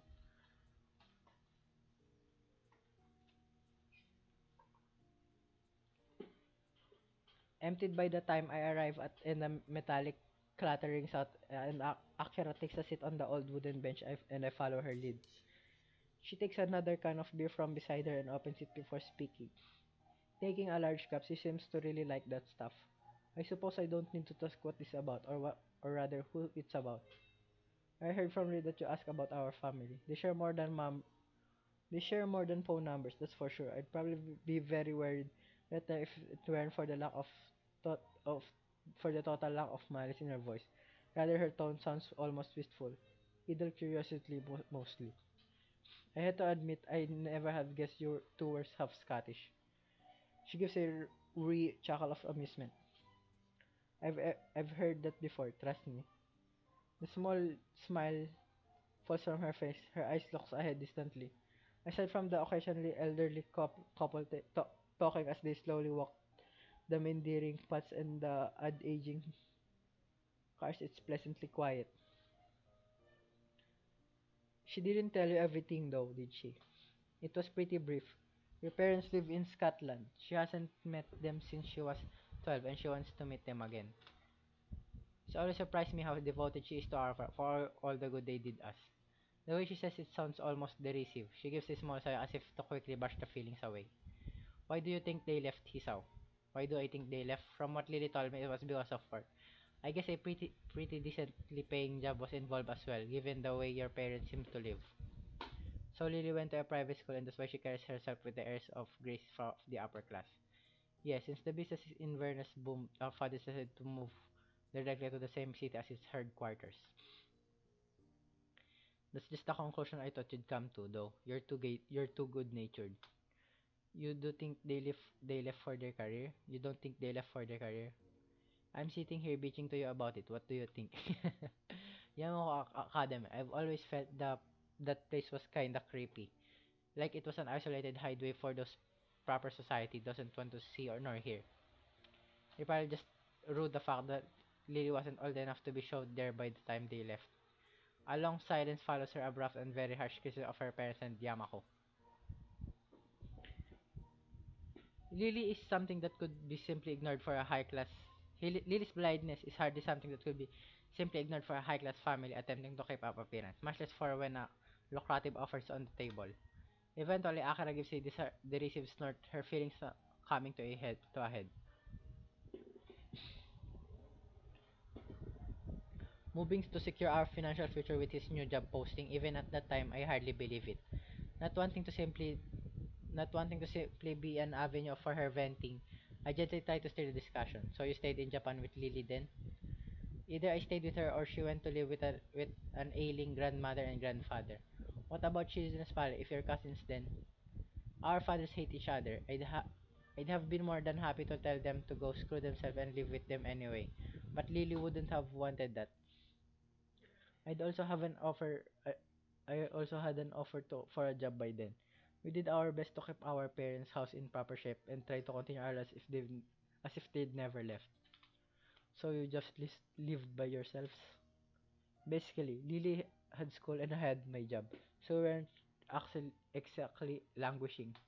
With her schooling, her study, and having to do chores while I worked, though I can't help feeling like I failed her. In the end, I tried to be there for her and screwed it up. Expecting a 19-year-old to be a mother for a blind child is ridiculous. So Lily and Akira lived alone after their parents moved, with Lily largely taking care of herself. I guess that explains her apparent independence compared to many in Yamako. I may have lived alone much of the time since my parents work, but that's just something else entirely. Sorry for making you listen to my moaning, Hisaw. I don't mind at all, but do you mind if I ask why you're telling me all this? You always were curious. Context, I suppose. Life isn't a fairy tale, Hisaw. Some people have to learn that the hard way. She takes a long drink from the can in her hand, her face becoming more depressed than distant. I broke up with my boyfriend a few days ago. After I leave, we're not going to be able to see each other again. But that's how life is. You can just set up your life up and expect it to stay that way forever. Sometimes the stuff that happens that you have to roll with, even if it's mean hurting yourself or others. She takes a long breath before looking up at the night orange sky. Damn, if I smoke, I could take a nice long drag right about and look kinda cool.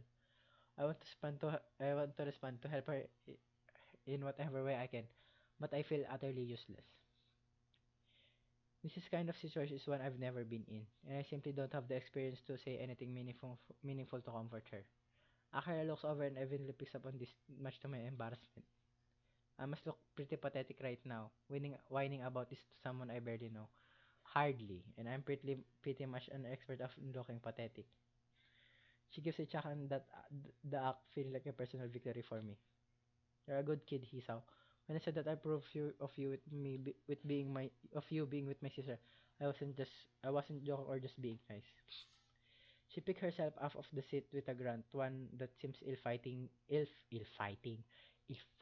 fucking bullshit.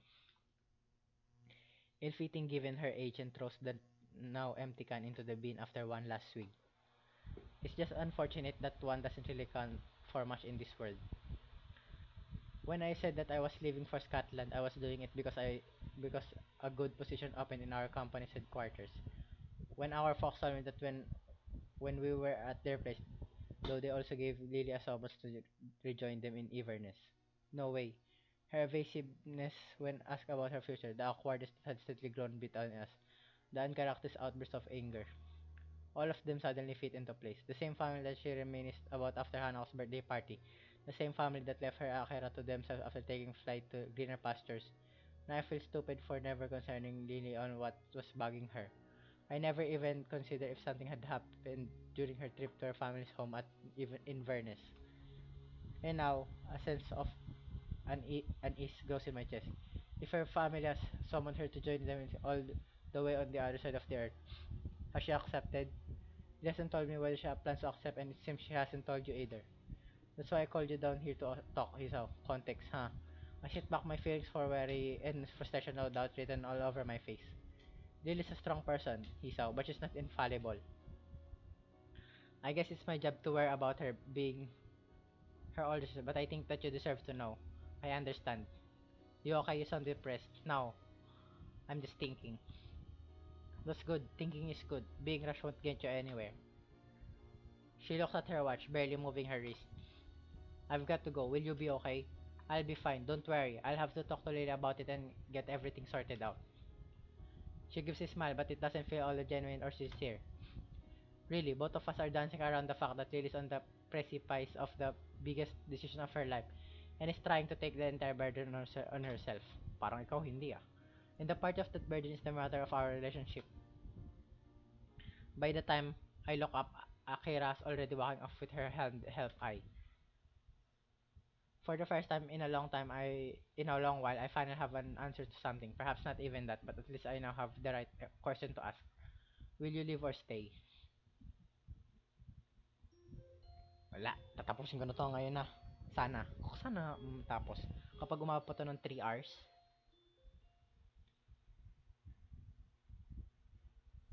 Kapag to umabot na ng 3 hours, 2.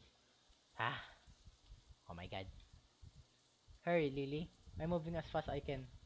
I can barely make out Lily's voice over the deafening pounding of the rain, even though I dislike pulling her around. The situation calls for it. I turned forward, my free hand over my head in a futile attempt to keep at least my hair dry. My vision keeps to be in grayscale. This really is rotten weather for summer and the last kind of climate I'd want for a date. A pity. I'd even checked the weather forecast beforehand, one of the very few times I've ever done so, only for it to say that the Sunday afternoon would be fine. Looking to Lily, her shoulders are by now completely drenched, with her right hand holding tightly to mine and her left gripping her retracted cane. This horrid downpour came on just as we were between our destination and Yamako. So we decided to try rushing the rest of the distance rather than doubling back. Entirely unused to running this fast, Lily using all her current just to avoid tripping over. Isa, do you know where we're going? Even she's reduced to shouting to try and be heard over the combined noise of the wind and the rain. The rest of my voice is completely drowned out by an even heavier burst of rain. The what? The Shanghai. How far is it? It shouldn't be far now. It doesn't take long before I call out to her once again. It looks like we're in safe. It's just up ahead. I quickly pull up to a stop just in front of the familiar exterior, the lantern outside, still giving off its reliable glow, and wait for Lily to catch her breath before going in. Ladies first. The tiny bells inside rings out when I hold and a smile and a polite nod being my reward before entering myself. As I step in behind her and wipe my feet, only a quick glance is necessary to notice the distinct lack of activity. The Shanghai doesn't seem to get much in the way of patronage, and today is no different. Only a couple of tables are occupied. Summoned by the bells rang, a most expected person comes to greet us. Welcome to the Shanghai. Welcome to the Shanghai. Yuko looks cheaper today. Trying to predict her moods is pretty hard, but it's a nice change from the norm. Hello, Yuko. Hey. Sup, hello. Good afternoon, you two. She takes a deep bow, somewhat taken aback as she rights herself and gets a better look at us. What happened to you? You both look. Her eyes drips toward the clasp of the door behind us. Oh, di mo naririnig yung ulan. We're inside now. At least I think that's the most important thing. It's nice and cozy. You're lucky to be working inside today. This has been nice and quiet. I like days like this. Oh wait, I'm sorry. Is there anything you'd like? French vanilla tea, please. I'll have the same. Right, coming right up. She quickly skitters off with a determined look on her face, trying very hard not to forget our orders. If nothing else, she's at least dedicated to her jobs. I lead Lily to an empty seat before the two of us settle down. As usual, there's a large difference between my exhausted flapping down into my seat and Lily's delicate sliding to hers, her cane set beside her. For a while, I just idly watched the rain falling outside. The occasional person runs down the street trying to stay as dry as possible, hands often tightly gripping a rain-soaked umbrella. Lily sits just as quietly as I, her eyes closed as she intently listens to all that's happening. It's a comfortable, relaxing silence that exists between us, just a type that we'd so often shared together in the past months. For Lily, at least. I can't help replaying the words of her sister in my mind, at times contrasting them to both of our times together since I entered Yamako, and to the way we've been since we've started dating. No matter how much I try, I can't work Lily out. It was if the harder I try to second guess her emotions, her potential decisions, the more difficult it becomes to reach a clear conclusion. It makes me doubt whether I ever really understood her.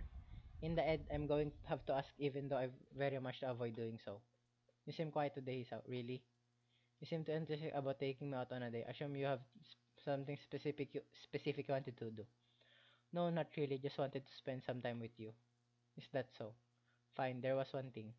A little grin finds its way onto Lily's face, her knowing full well that she's bested me. It makes what I want to say all the more awkward. It was just Akira and I were talking. Oh, what's with that tone? You two do seem to get on well, don't you? Well, I do think she's a pretty cool person to talk with. It'd be nice if any of the teachers were anything like her. Cool. For a moment, I tried to place her tone of voice, my mouth curling into a smirk as I realized it. You're not jealous, are you? I'm not jealous.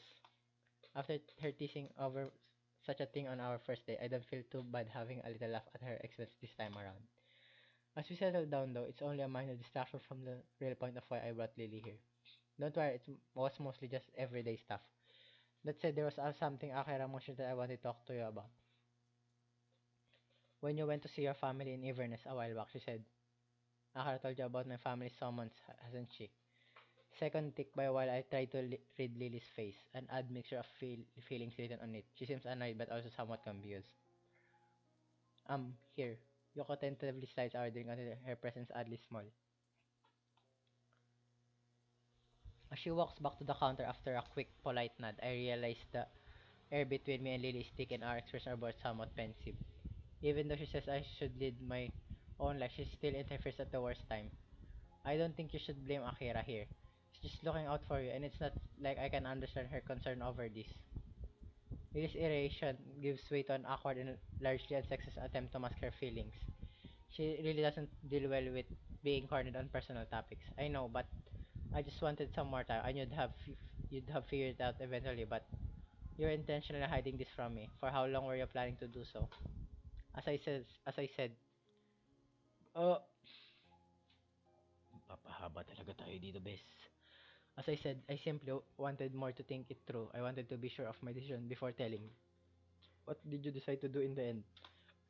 I know what I want her to say, but an awful feeling refused to leave my gut. My father does dearly want me to return to them, and Akira will be going as well. I could still teach us a career, whether it be here or there. So, you're going? How long have you known? I already known you were asked when you first went to Scotland about a month. Oh, some time. My frustration very nearly boils over. The fact that she's done this affects me more than it should. For her to not only be leaving, but to have been actively hiding her own plans from me, and after seeming for so long to be one solid pillar of support and I could depend on. It feels as if the foundation underneath me is suddenly shifting drastically much faster than I can adapt. Perhaps this isn't so much frustration as sheer unease. Lily, I'm sorry. I wanted to think this through completely. I wasn't trying to take advantage of you, please. I know, Lily. I know. This is just really sudden. I guess this means that once you go, we'll be breaking up. For one of the few times ever since I met her, I just generally lost for words. She doesn't look surprised, no doubt, because the fact that dawned her on her once she became sure of her decision, but rather She appears generous, unsure of how to deal with the that's in front of her. Oh my god!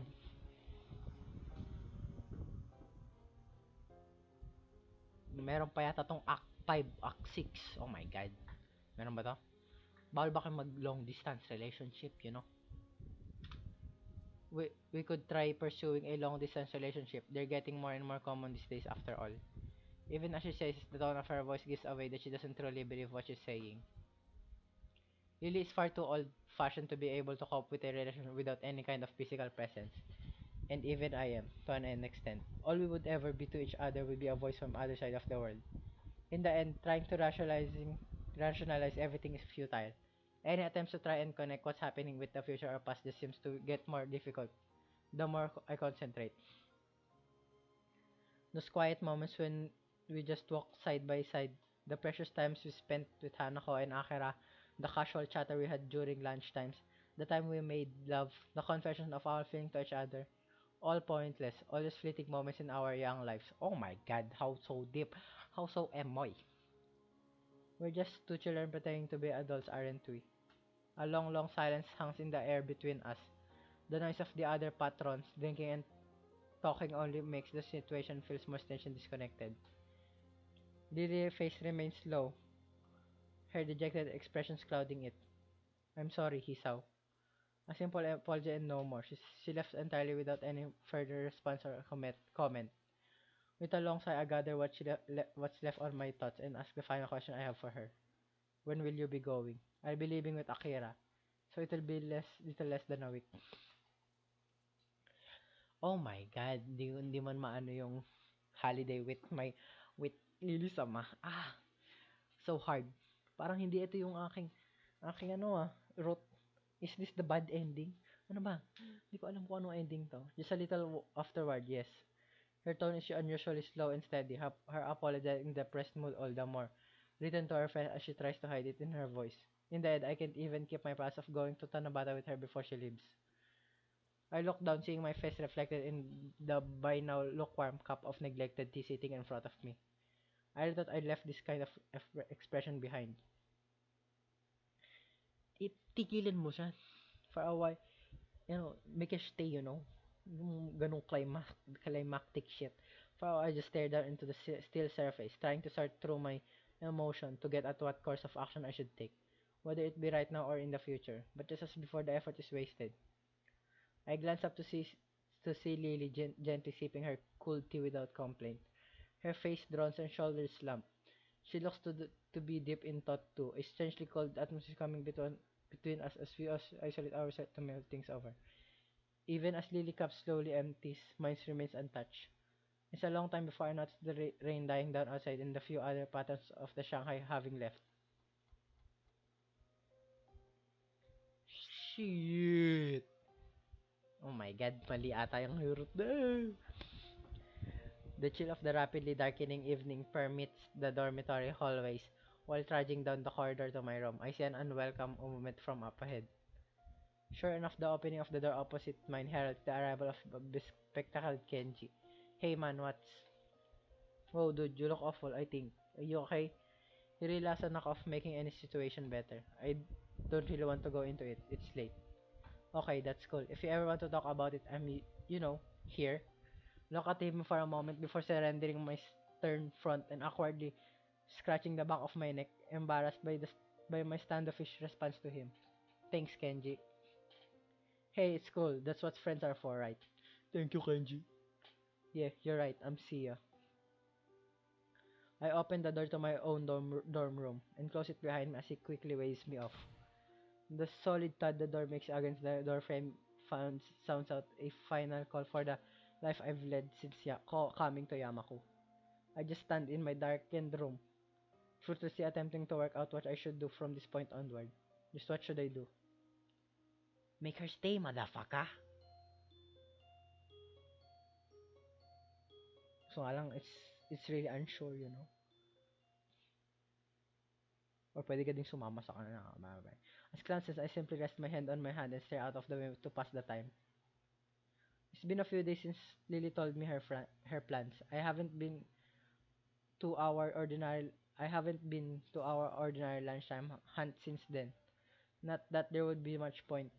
Hanok's been busy with the newspaper club she's newly joined, and has ever begun talking English and with Naomi every now and then. Even Lily, aside from the fact that the meetings between us would be awkward in any case, has been run off her feet with class representative duties as the summer holidays approach. And now they're just about here. With the end of today's bell, the summer holidays will have begun. I suppose that all I'll end up doing will be visiting my parents for the duration and lazing about my old home. Now that my previous plans are en- entirely askew. Meanwhile, Akira and Lily will be en route to Scotland to live out of their rest of their lives there. No matter how I try to rationalize the idea that once summer holidays begin, my life will return to the way it was, it simply refuses to happen. Everyone's moving on with their lives. Lily's rejoining her family. Akira's moving up in her father's business. Hanako's gaining new friends and hobbies. And even Yoko's moving ahead with her university aspirations. Even I'm moving forward in the end with the grades I've gotten so far in Yamako, much less after such a rocky beginning. The path to get into teaching science as a career seems straightforward. I suppose I should at least be happy about that much, but it doesn't really seem to help. He-chan, ah, I'm too tired to think about, you know, this kind of thing because about of Lily-sama. I quickly stopped my ruminating and turned to face the public voice beside me, putting on the most upbeat impression I can master. As expected, Shizune stand flanking her. I have stinking suspended. They want something from me. Hey Misha, Shizune, what's up? Well, Shichan and I were thinking. Since we're just two poor little girls that need help with all the work we've been given just before the holidays began. Sure, I can help. But Hichan, we really need... What? I think I broke Misha.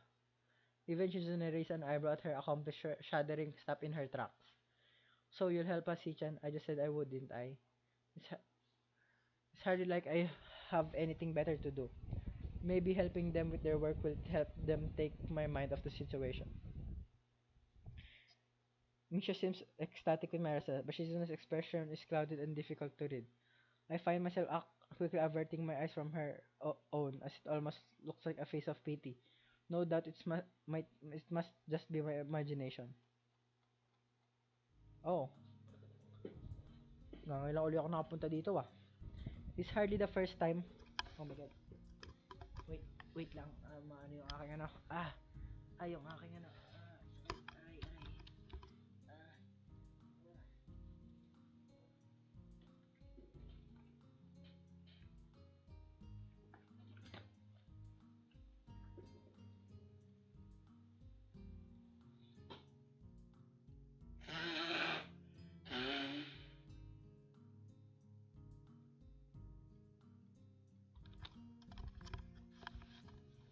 Now though it's quite a different. Wait lang. This is hardly the first time I've been in the student council room. Indeed, I found myself down here often, either to help Lily with class rep work or to sort out one thing or another with the student council itself. Now though, it's quite a different place. Papers and folders are strewn across every table in the room, only a solitary little laptop atop a single desk sticking out from the mess. It looks positively ancient, and I guess it's been valiantly serving its task in archiving information for years and years. So what needs doing? This looks like a lot to do. That. Shizuna's expression becomes determined as she signs its worrying look. Everything he-chan. Sorry, mali. Everything he-chan. My worry was well paced. Everything you say. That. What's left on the desk is what needs to be done. It all needs to be digitally recorded, which is what the laptop is for. And I'm guessing that I'll be the one doing this. That. Shichan said she saw you with the computers in the library a few days ago, and that you seem really good with them. Good with computers. I can touch type, I guess, but still seems like an overestimation of my skills. I was just typing up homework. Wait, Shizune was watching me to do that? That. One must know their allies before they can know their enemies, of course. Wow, that's pretty wise. For once, it's not very hard to work out who said what. Nonetheless, it doesn't seem worth fighting over. Sitting at a computer doing some typing hardly seems onerous as far as tasks to help Shizune and Misha go. That. Besides, it will help to take your minds off things. Take my mind off things. Take my mind off what things. Misha's face goes black as she stances this for Shizune, though the latter's response is only to glance away towards the window after briefly signing. That. Misha's face quickly returns to a smile as she translates back. She was confused, I guess, but Shizune is harder to pin down. I was just thinking you may like to get your mind off the exams, of course. Either way, we may as well get into it sooner than later. I'll go along with you. That's the spirit, Hichan. After the fifth spreadsheet compiled and saved, time for the next month's. After a little bit of fussing around and we all managed to get a bit more organized, Shizune been gathering up the loose sheets and thankfully sorting them into a neat pile next to me. Meanwhile, Misha's been handling the manual writing work. Her girly pink pen leaving its unmistakable mark on paper after paper. Once I got myself into rhythm, this really wasn't so bad. Shizune and Misha also seem to be in the swing of things wordlessly communicating as they go about their business with fervor. I periodically glance at sheet beside the laptop, apparently a list of student name and matching address. As I dutifully enter the data written on it, I don't pay a lot of attention of what I'm typing in until I reach about midway down the page. Hakamichi, class 33. Huh, her family's home is Saitama. My idle curiosity is ended abruptly as three light taps as can be heard rapping on the door. Misha quickly skips over to check who it is, tapping Shizune's shoulder on the way, past to let her companion know what's happening. Ah, you're here. Who is it? With a slight pause to enter Shizune's data into the file along with all others, I look up to check who's at the door. Lily-sama. Lily. After giving a cursory nod to Misha in greeting, she perks her head up in her trademark manner. Is that Hisao? She's pretty darn good at working out my boss from the smallest of praises nowadays. Yeah, it's me. Hey. The atmosphere feels slightly awkward as she bows. Neither of us knows quite how intimate we should be around each other, given she's leaving in just a matter of hours. This is a fact that thankfully neither the oblivious Misha nor the hardworking Shizune pick up on. So we've got work to do as well. Unfortunately, I arrived as soon as I could, but my class held me up with a surprise farewell party and I have to get changed. I glanced down at the laptop's clock. It's pretty much at the end of the lunchtime. So I'm guessing Lily's managed to wrangle the last period of as well. I take it Shizune is here as well. That. Of course. That. And I've been here during all of lunchtime as well. The last comment were really not needed. Shizune's baiting Lily into another argument. I can feel it. I'm sorry, I can't be as hardworking as you, Shizune. Ano ba po? Saan ba si Moshi? I'm sorry I can be as hardworking as you, Shizune. I'll endeavor to hire more lackeys to do my work in the future, I assure you. And Lily just took the pen, escalating things further. Tat. But aren't you the one always outsourcing work to your classmates? The difference is that they choose to help, unlike your tyrannical grip on your own class. Tat. Tyranny works, even if we did things different, we still get the same result, right? This is school, not a police state. You will have to remind me when you were appointed class monarch, I'm afraid. Tat. You have to seize power. It is not as good if you just hand it to you. But I guess you wouldn't really understand that, right? Tat. You also have to remind me when monarchs were elected into their positions. Lily positively bristles as this Suzune's two-hit combo forces her onto defense. Yet, for all your vaunted power, you cannot get one person to help you without forcing him. Tat. But he's a volunteer. He's such a hard worker. He's doing this instead of meaningless socialization, right? Is that so, Hisaw? Ah, this is bad. I really end up between a rock and a hard place. As much as pain me to do so, the truth has at least chance of stopping this argument here and now. It's okay, Lily. They didn't harass me to come here or anything. Lily gives me this approving grimace, silently radiating her strong face of displeasure in my general direction. She can be quite scary when she wants to be, though thankfully that isn't often. Tat. Ichan, you make that sound like it's a regular occurrence. It isn't? In the end, it doesn't matter so long as everything getting done at a good place. Good pace. Let's just get this work over with so we can go home. Shizune snores derisively and gets back to marking off the sheet in front of her while Lily sighs and finds her way along the room with her hand following the filing cabinets lined along the wall. This would mark the only time I've managed to successfully defuse one of these situations. But the grudging ceasefire built around mutual fear and respect make this feel more like the Cold War than any real peace. I can take all the credit though. Lily's leaving has surely affected Shizune to come to some extent to make her give up so easily. Moments before getting back to my Arnos, Lily reaching up to grab something above. I almost offered to help, but her height gives her ample ability to take it down safely. Once she gets trained, phew, you worried motherfucker. Once she gets that strangely shaped device on the desk beside me, I realize just what it is. Sort of as she takes the old green covering off and sits down. At first glance, it seems to be an old metallic blue typewriter, but it doesn't take me long to realize it's far from ordinary. It has far fewer keys than expected, and thus it has no lettering printed on them. Only the shadow casted by the tiny braille that's on them, giving a hint to the thing's purpose. Blind typewriter. Oh, this, well, you're not far off. It's normally called a Perkins Brailler, but it's basically a typewriter for the blind. Yes, it presses braille into the page rather than text, which is why it has fewer keys. Huh, that's really neat. She gives a she gives a lighted light-hearted grin at my curiosity over it. I had to admit that it appeals my sense of novelty. Oh my god, umaabtre na. Ah, di pa rin tapos. Without further ado, we each get back to our allotted task. The loud clanking of the mechanics in Lily's braille and the tapping of the laptop's old and weary keyboard quickly fill the room. It's a nice atmosphere, really. Everyone knows what they have to do. And Lily and I get to sit beside each other and exchange the AdWords as we work away. The nostalgic, that's what it feels like. It's pleasant but just slightly stained with the knowledge that our time together is nearing its end. Excuse me, Misha.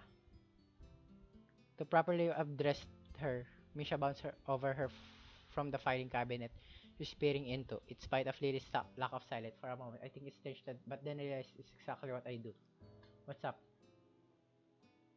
Could you ask Shizune where the attendance records for class 3 to are? I think they've been moved. Okie dokie. And with that, she flitters off to Shizune who's working at a table behind us. Liz, familiar with the council room and the efficiency with which she works, reminds me that Misha and Shizune used to all work together in the student council. Maybe this is a fitting end of her stay in Yamako, working away just like she used to, surrounded by those she loves and at least like. I look up and getting taken off guard by Shizune sorting through a drawer rather than Misha. Sure enough, she plucks out a Manila folder. May Manila folder dyan? Sa Japan? Ano ba ang Manila folder? Ano ba? Ha? Alam ko ang Manila kasi ano more ano siya eh. Hindi talaga siya yung town, man. Ito. Yung para siyang plant or something. Basta entirely blank save for the just barely visible bumps on its front and holds it in front of Lily. Lily's hand flits over it to check what it is. Her fingers feeling out of the dots of braille and confirming it's what she asked for. Thank you, Misha. No reply. No reply that is save for an odd grin, no smile on Ishizuna's face. A couple of seconds pass before Lily clicks that it is Misha behind her, but Shizune, her momentary looks of surprise by a slightly bashful smile. sana, sana, sana, sana all student council. Ay, nag-student council din pala ako. Oh, pero wala akong na-experience na mga ganyan. For a few moments, the room is all but still and silent. Pagkatapos ko mag-student council na sa ano, cleaning committee, event committee. I do like committee shit. Eventually, though, Shizune strides back to her worksite and Lily begins typing once again. It's only lasted a handful of seconds in all, but it feels like years of communication were made up for in that one silent exchange. There, finished. I lean my head back and rub my eyes to try and work away the awareness. Staring at the small and rather poor screen has taken its toll. Excellent timing. The only thing left is to file this away and I'll have my workload finished as well. Good, I can pack up the briar and put it away while you do that. Thank you, Hisao. Misha, are you and Shizune are far from being done? I look around for the two as I replace the cover over the broiler. Broiler? Broiler? Broiler? Broiler?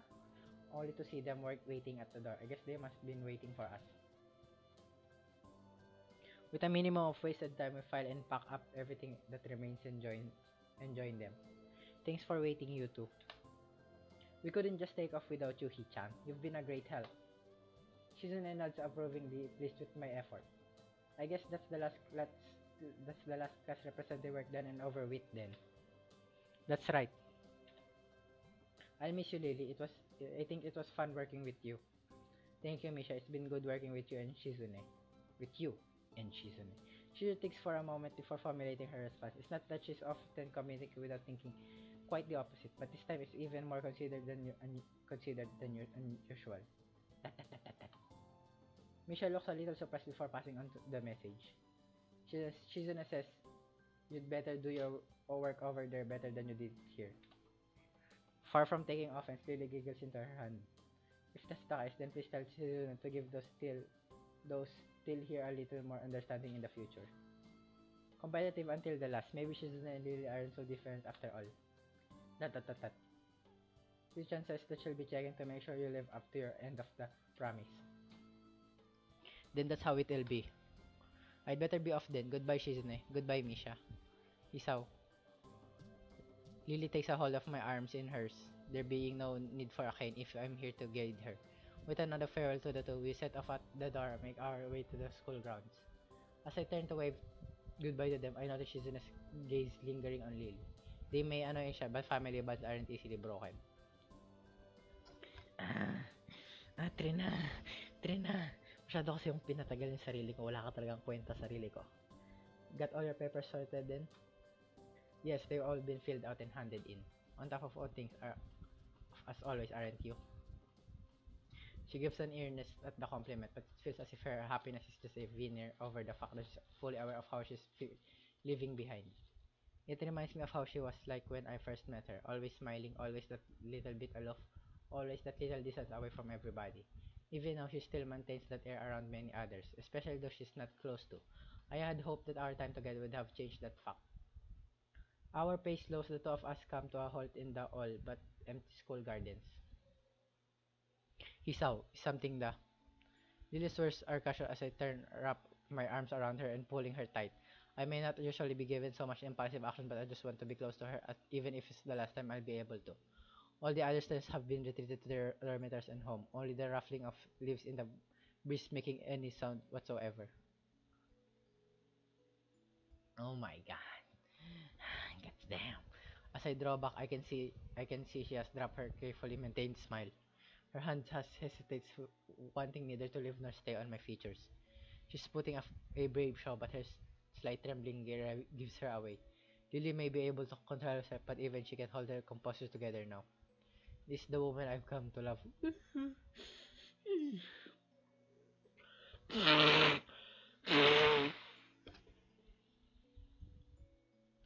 But also the one who, in all too short a while, will leave the country forever. I'm sorry, Isaw. It's okay. You've got your own life to live after all.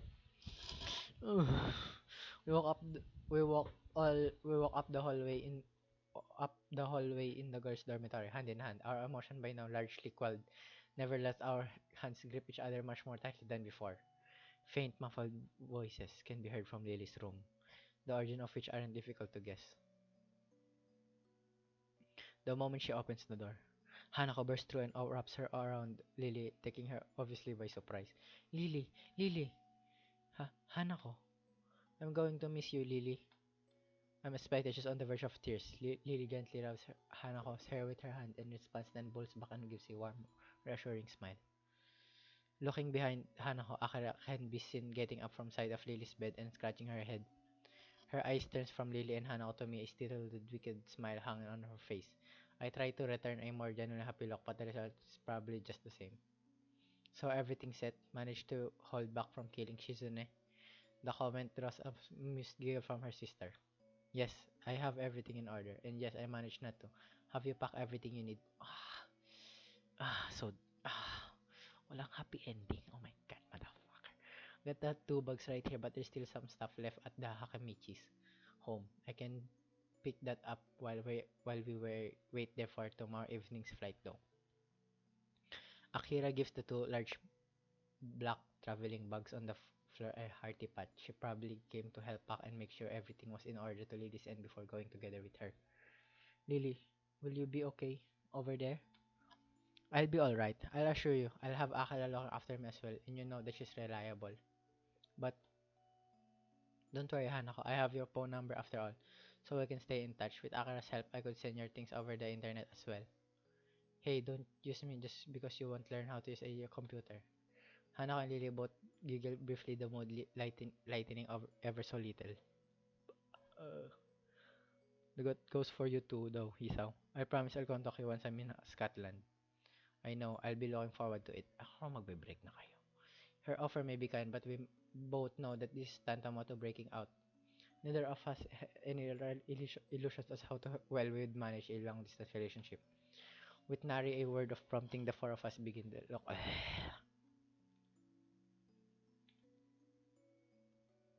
More than provides. With nary of the four of us begin to long. Solemn walk to the school gate. The nurse lamps scattered around the Yamako grass failed to do much more than provide pinpoints of light in an otherwise dense darkness.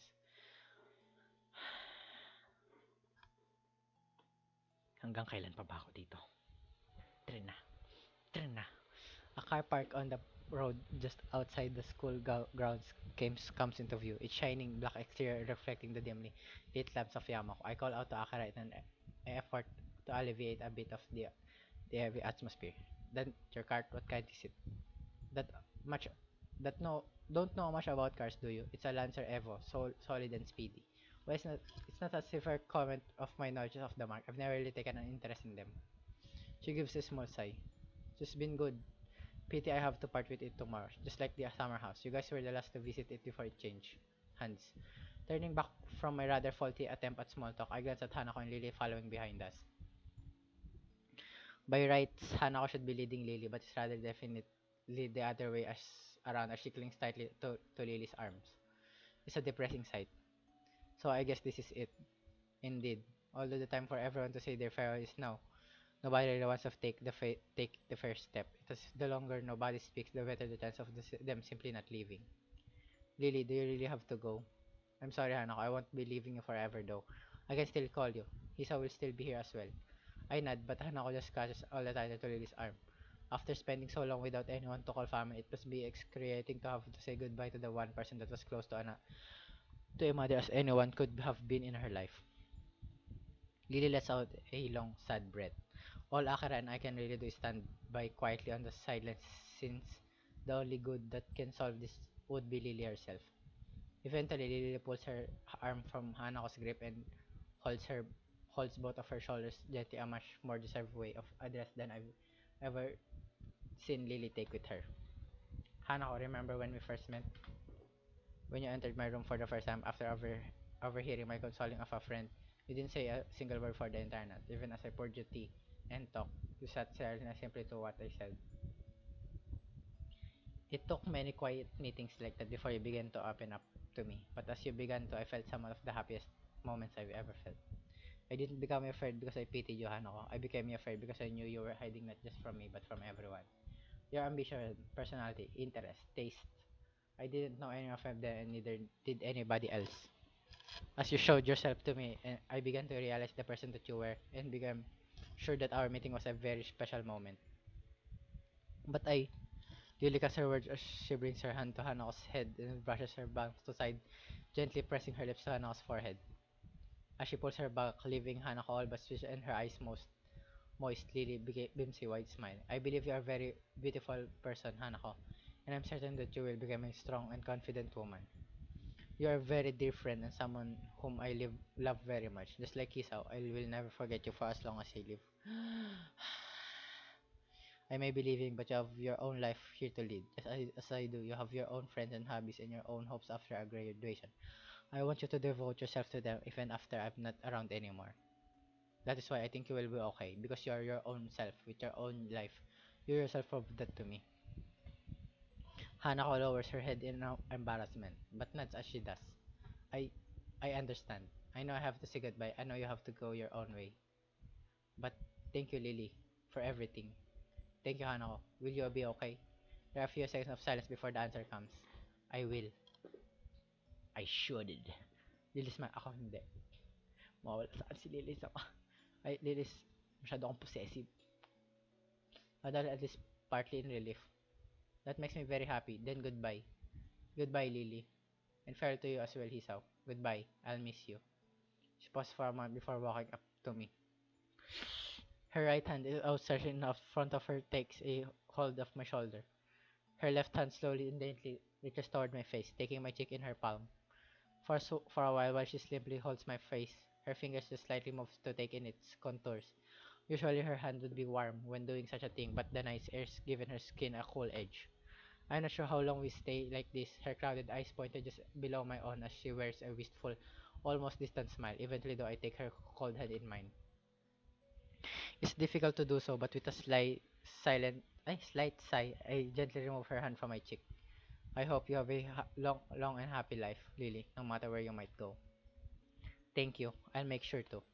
She takes a long, trembling breath before turning slightly towards Akira's direction. Akira. Okay. With a nudge, she takes Lily and begins to guide her to the car park outside the gates. They walk slowly, deliberately, as if their movements had been rehearsed in advance.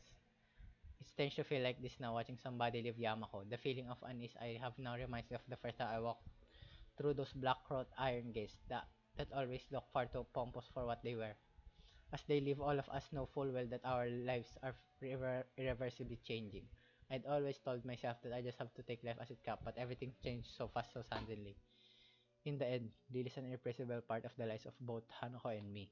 The noise of Akira's opening the passenger door for Lily brings me out of my thoughts and her hand waving back as Lily gets in. See ya guys, take care of yourselves. Goodbye Hanako. Goodbye Hisao. Hanako's hand quickly shoots up, her face brightened by her enthusiastic farewell. Goodbye Lily. Goodbye. See you Akira, and goodbye Lily. The door shut as we'll all put on our best happy farewell faces, Akira getting in the car herself and starting it in a short measure. Lily's hand can just be seen waving through the tinted windows, both of our hands waving high as well. As every other time I've done such thing, I can quite work out precisely why Hanako waved to her given that she'd never see us doing so. But it doesn't matter. Even after that black shiny car goes downhill and disappear into the dark night, we carry on and seeing Akira and Lily off. And then, they're gone. A strange stillness takes over as our hand returns to our sides. I don't know what I should do or how I should feel. In the end, we just stand there staring at where the car disappeared from sight. Goodbye, Lily. All I can do is respond to her quite mournful goodbyes to place a hand on her shoulder. She holds me for a few moments before looking back down the hill, secure in the knowledge that I'm still around for her. What we'll do from now doesn't seem all that certain. We all have our own ambitions now, just as Lily said. Even so, it feels like there's a certain missing part in both of our lives now.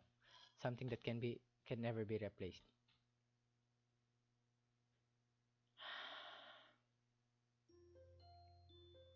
Okay, yun na muna to. Pero sa tingin ko,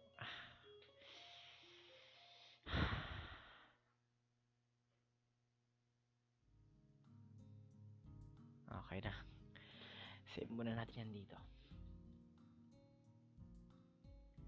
Puta, climactic save. Tsaka, napagkahaba naman ito.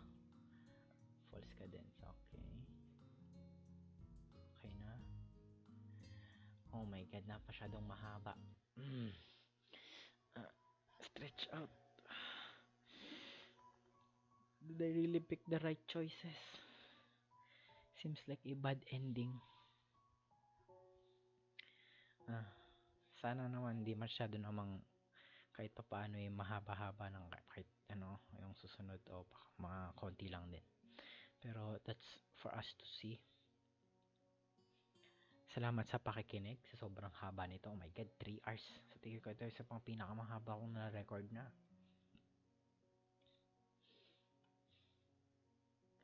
Salamat sa pakikinig at ito ang ewan ko kanong part na to, pinakamahaba. It's really sad to part with Lily Sama. And I don't know what the future will hold as it seems like it still continues. I don't know, but this is it. Thanks for listening. Salamat sa pakikinig, salamat sa panonood. Mag-off na tayo. Ge, Jane, bye B. So sad.